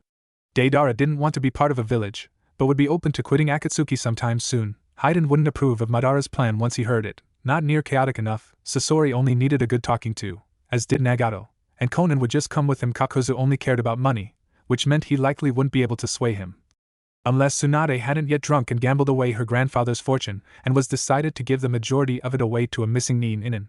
Attempt to stop him from destroying the village, unlikely. And that got just about everyone, except Orochimaru, who wasn't even part of the Akatsuki anymore. Toby, he couldn't stand the little creep, and vowed to end his life as soon as he was able, and Zetsu, no comment. Fun. The Toads kept him updated on Konoha life, telling him about Sakura's volunteering at the hospital, Sasuke's interest in a lookalike named Sai who was much better with a brush than him, Hinata's reaching out to the branch house and her increasing handle on her family life. More importantly, they told him about the village politics, and the general description of the ANBU sent to apprehend them. With the tips, they'd managed to remain hidden for now. Naruto didn't want any charges of acting against Konoha, even because of self-defense. 10 months with no sign of the three ninja, however, had managed to lull the harried Konoha leaders into believing they would lie low for now, and as a result, Konoha's honchos turned their attention inwards. Jiraiya wasn't invited to very many meetings now that Danzo had stuck his foot in the door, but new laws were made available to everyone. Naruto mainly had his eye on the one that allowed all homes to be searched for harmful devices or information by which our glorious nation could be harmed without warrant. So far, these searches had turned up nothing but honest-to-God infiltrators, so their presence hadn't been questioned. Actual threats weren't likely to be that stupid though, so these criminals had probably been either planted, or immediately spotted by root and allowed to stay until they could be used to prove the necessity of the law. Danzo was gaining power. No one in their group of 3 was very happy about that, so, 12 months in, Tsunade and Shizen were sent on their way to interrupt Team 10, who were on a downtime mission to escort a wealthy woman to her equally wealthy sisters, information thanks to Gamakichi, and plead their case with a competent jounin. Asuma wouldn't be as easily swayed by their story as Kakashi, who put their teammates above others on a high pedestal, but he wasn't likely to engage the 2 women in battle without provocation, either. And if, for some bizarre reason, he did, Shikamaru was there to convince him not to. Almost immediately after Tsunade's departure, Naruto realized that if he wanted to have any chance of convincing Kakuzu to switch sides, he'd still need an insane amount of money just to get him to keep a conversation quiet. At each village that he came to, if he had the energy, teams of clones were released, 2 brothers, a young couple, a mother and her adolescent son, etc., to go find work. Despite feeling the loss and getting quite a bit huffy at the constant leeching of his chakra, the fox understood why it was being done, and aided the blonde in charging each humanoid with anywhere from 2 weeks to a month's worth of chakra. Then, after a week of light exercise and resting up, it was time to go hunt down Snakeface. It seemed that Orochimaru didn't take kindly to Naruto's killing his assistant, because the first thing he did when Naruto approached him was attack. "Cut that out!" Naruto shouted. "I'm here because I want to make a deal with you." Kakuku, the Sannin chuckled around an engorged tongue. "A loyal Konohanin wants to make a deal with me? I don't have a forehead protector to prove it, but I'm a missing nin now," Naruto said, "and I know you're not still loyal to Akatsuki, so I'm gonna come out and say it. Help me destroy their leader." He didn't let up on his stance, though, ready for whatever the immortal was going to throw at him. "Pain?" Orochimaru asked, smile widening. "Are you sure you want that? Don't you want to make sure you know who he is first? What are you talking about? Did you never wonder where you came from, Naruto Uzumaki?" Naruto racked his brain, eager not to beat around the bush. "Is this about Pain actually being Nagato?" Orochimaru's face blanked. "I know he and I are related distantly, but he's not Akatsuki's real leader." "Oh, the guy you want? Well, actually I want, because I'm going to kill him, is Madara Uchiha. Name ring a bell?" And that was how he ended up spending the night in the lair of one of his oldest enemies. "Boss." "Hey boss, Gamakichi." Naruto raised his eyebrows in surprise and automatically looked around to see if anyone was gawking at the giant toad, despite being in a forest. "It's good to see you, but why are you here?" "Hinata found the seal. She summoned me." The toad blinked up at him, not too much of an effort, since he was about the size of a Great Dane now. "Did she say anything?" Gamakichi blinked at the urgency in his tone. "But it had nearly been a year." "Not much. Just asked who I was, gave me some sweets. Mostly I talked." The Jinchuriki suppressed a huff of irritation. Her father was there, that changed things. "Did he?" "Stayed real quiet and listened, just like Hinata." Gamakichi blinked again, and rearranged his limbs, webbed toes moving around each other gracefully. "I told them that you were training with Tsunade to take down a threat to Konoha, and that Tsunade was going to return to Konoha soon." Naruto mulled this over. "Have you said anything like this to Jiraiya?" "Not yet." "Can you?" "As soon as possible, so that he's established everything with Tsunade before the shit hits the fan in Konoha, and so that he can speak up for her when she and Shizen arrive." Gamakichi nodded, and waited patiently for his summoner to say more. Naruto paced. If Hinata found the seal, that meant she could summon Gamakichi whenever she activated it, which would mean communicating with her. He hoped that a year had been enough for her to learn to rely on herself some more, but if not, then so be it. Trying to keep his distance from her in the same village couldn't possibly be any more miserable than what he was doing now. "You don't fight with your dad very often, do you?" Sakura asked, and pushed a bottle of chocolate sauce towards Hinata. Sasuke didn't say anything, serenely sucking the dessert off of his spoon and watching the Hyuga. This was supposed to be an afternoon crashed on Sakura's couch watching a documentary of natural poisons, but they'd sacrificed it for the heiress boy problems. Hinata huffed her bangs out of her eyes. I didn't know what to do. I understand where he's coming from, but it's a chance to actually talk to Naruto. A weird, itchy feeling was bothering her. She tucked her face into her hands like she was rubbing it tiredly, and silently activated her bloodline. There. A spy outside the house, in the tree in the far corner of Sakura's yard. So you gave the seal to your father, anyway? Sasuke asked, just to make sure. Before she could get it, he snatched the bag of chocolate chips off the table and poured it into his bowl. He turned it in to the council right after we found it, so that there wouldn't have been any time for us to even look at it, Hinata said. She tapped the table idly, waiting for her turn for chocolate. Location being watched. Sasuke paused in helping himself, then gave himself about another fourth of a cup before passing the bag off to Hinata and rapped his knuckles on the underside of the wood while waiting for Sakura to finish with the whipped cream. Fox home? Hinata gave an almost imperceptible shake of her head. Here, whipped cream? Sakura asked, closing the fridge quietly and turning around with a tub. Yes, Hinata said with emphasis, not looking away from the Avenger. Anyway, it's interesting about those new laws Councilman Danzo's backing, isn't it? Sasuke shrugged. I can't remember. His stance was laid back, and he was chewing 2 maraschino cherries lackadaisically, but his black eyes were intent on Hinata's white ones. The ones about confiscation of jutsu? It's a shame. I found a great medical text about cell deterioration and chakra affinity, but I had to submit it for a skin through the new academy division before I could read them. Sakura said. I heard that they're going to section off people by rank and give them passes to material that way. That's annoying, Sasuke said, breathing out through his nose. An awkward silence descended in which Sakura and Hinata both wanted to agree, but felt like their observer might get them in trouble for going against their glorious state, whoever he was. It was likely that, if they could hear them, the game was up already, but Hinata guessed that from the distance their spy was watching them through a window they couldn't do much but lip read and attempt to decipher the seemingly random knocks they made against the wood. How do you feel about a movie? Sakura asked. Does a documentary count as a movie? Sasuke asked. I think anything that can be watched on a screen counts, Hinata said, and quickly moved to draw the curtains on the windows that looked outside from the kitchen and living room. As soon as their watcher's view was blocked, the trio eyed each other uncertainly, not really sure of what to say that wasn't obvious. They were under suspicion of communicating with Naruto, and if Hinata's comment about wanting to talk to him had been caught, they were already in deep trouble. Sakura sighed. Alright, I'm not pretending I actually am interested in seeing this documentary. The girls huffed and went about finding quilts and pillows for an afternoon viewing. But why did you have to hand it over? Hinata said with a put-out gesture, then crossed her arms over her chest defensively against her father's icy glare. We have plenty of seals that only Hyuga can activate. We even have hiding places in the house. Not that they were used often, since anyone with a Byakugan could see inside them. There were 1 or 2 meant for storing scrolls and valuables, and a few chambers underneath some of the branch housing that were compact but large enough to hold the Hyuga children should disaster, such as another tailed beast attack, strike. Do you have any idea what is going on in the politics of this village? Her father asked, looking angrier than she'd ever seen him. He was pacing. Councilman Danzo is considering taking the Hokage position and the council is making decisions in the Hokage's stead for now, she said. And that new decree about searches without warrant of any citizen being acceptable. Her father breathed out slowly through his nose. You are woefully ignorant. Hinata shifted nervously. What's going on, Ota-sama? Hayashi's face remained hard as he met her eyes. Not just searches without warrant, confiscation of any material not explicitly permitted by the council. Well, yes, I knew that, Hinata said. It's inconvenient, but how bad could it? All clans have jutsu specifically tailored to them, and each one reserves the right to keep them a secret. If the Hyuga wished, we could cease teaching our style and techniques, and the gentle fist would die with us, the Hyuga head said. The same goes for the Yamanaka mind jutsu, and the Naro shadow manipulations. Councilman Danzo wishes to be in control of where these jutsu go.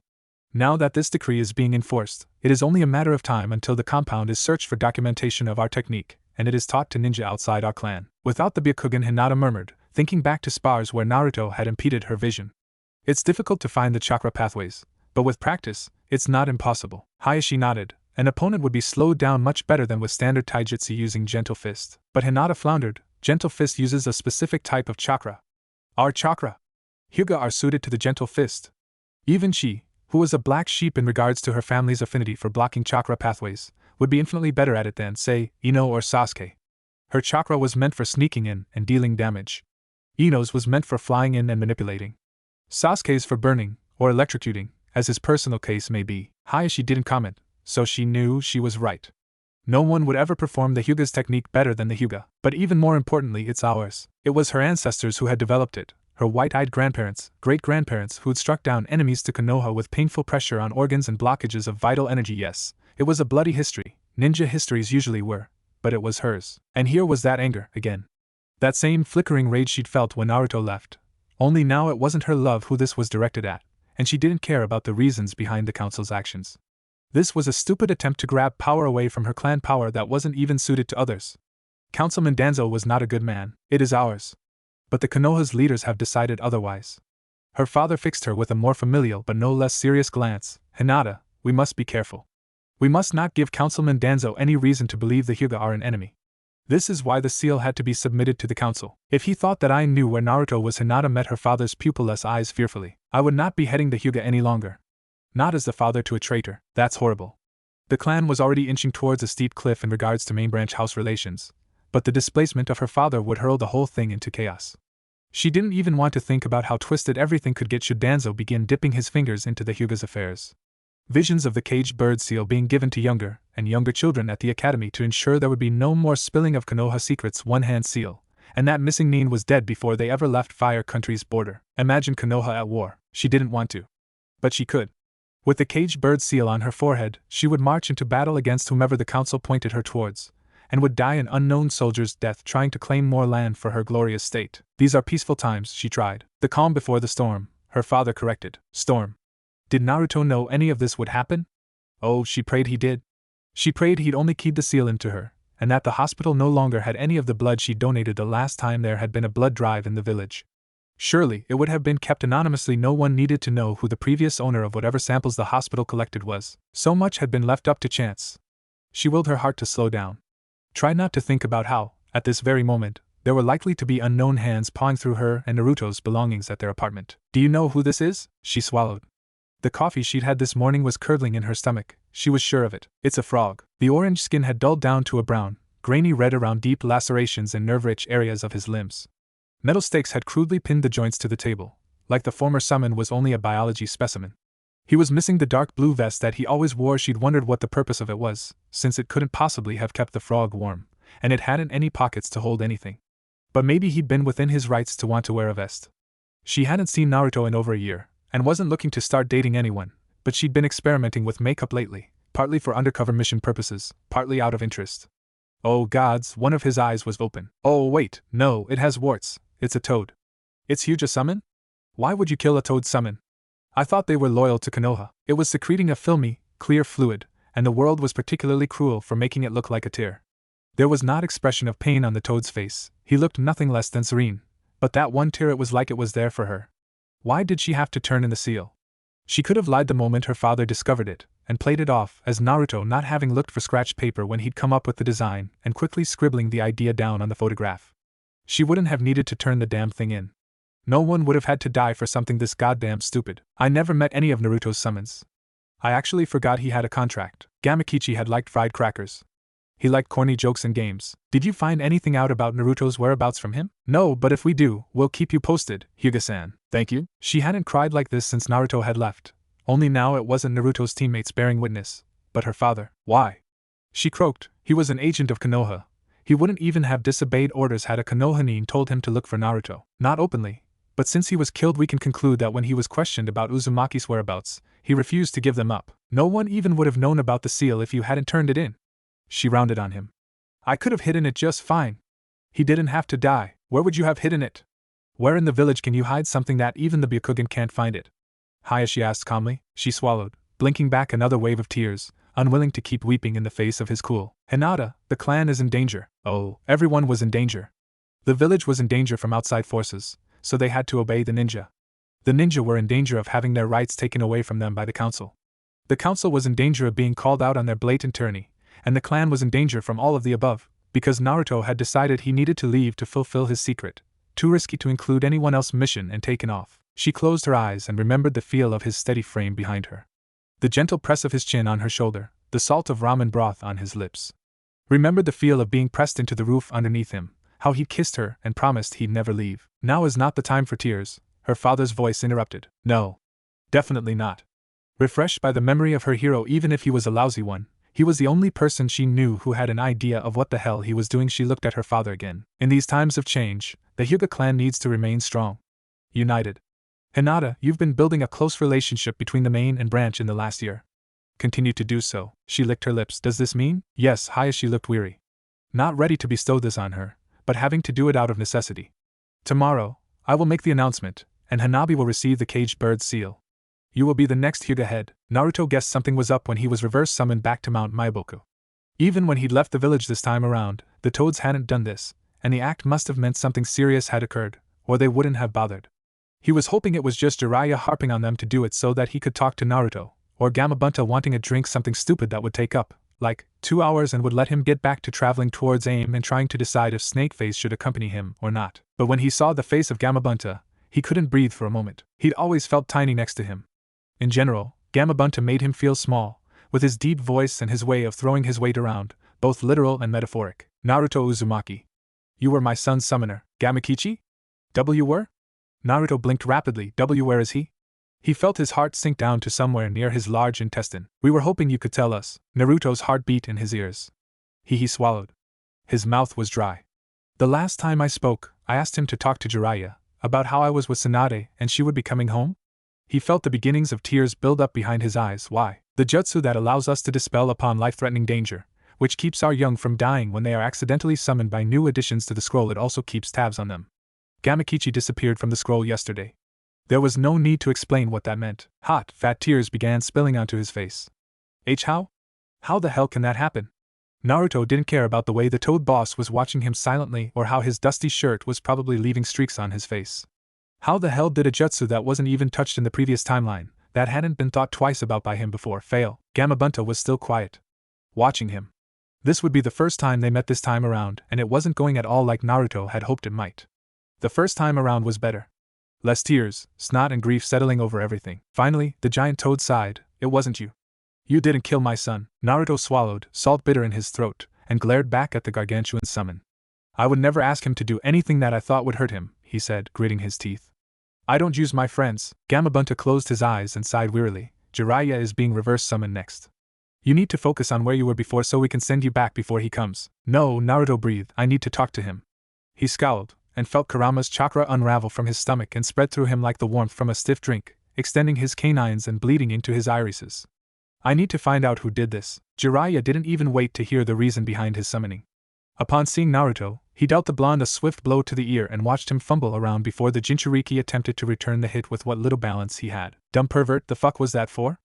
Naruto growled, not really upset with Jiraiya but happy to let some of his anger out. You know what it was for, brat. The older ninja growled, don't think you're getting away from me after this. Jiraiya, Gamabunta boomed, stop screwing around. The seal master stilled and turned to look at the toad, features smoothing out as he took note of the boss tone. Naruto hadn't thought anything of it earlier, no time, but now he acknowledged that the normally rambunctious summon was much more subdued. Despite the toad's affinity for water, they would as a group forever be described as fiery by Naruto, but Gamabunta just sounded tired. Looked every inch the old soul that those who'd seen battle were. It wasn't fair when children died before their parents. Nothing was so eerie as seeing Jiraiya's face pale when Gamabunta described how they'd found out about Gamakichi. Damn it! The toad sage cried, sinking to the ground and punching it so hard his knuckles popped. I made that damn seal. They asked me for it. I thought it was for dealing with crow summons from grass.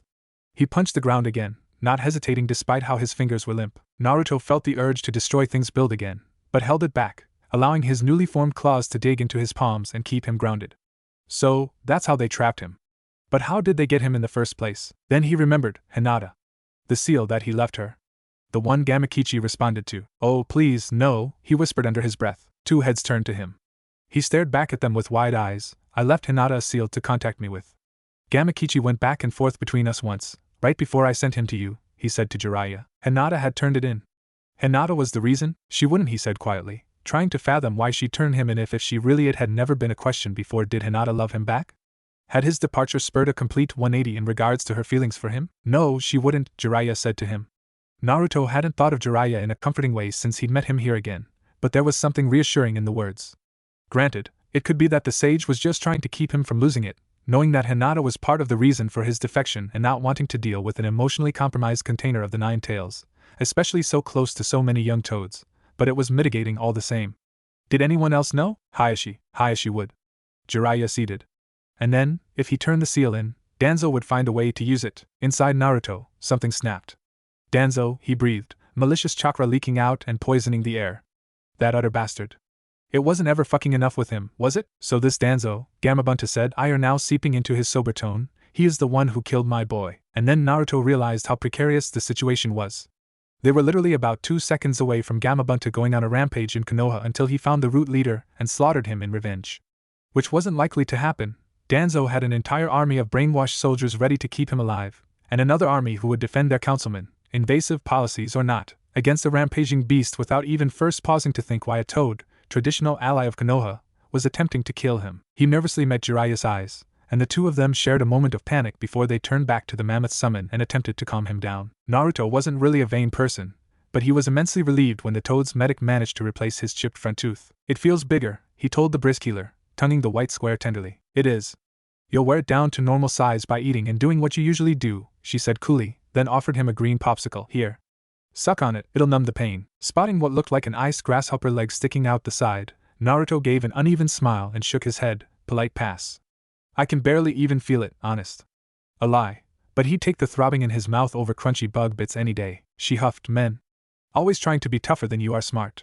The toad let him go after that though, and he met up with Jiraiya, who was nursing 2 black eyes and a broken finger outside. The seal master met his gaze and there was a moment where the two of them just smiled slightly at each other, thankful the day hadn't ended with a feud between Konoha and the toads, until Jiraiya smacked the back of his head. You're a little shit. Naruto inhaled, then winced when the cold air hit his teeth, which were all sensitive for some reason. Let me tell you what I've been up to.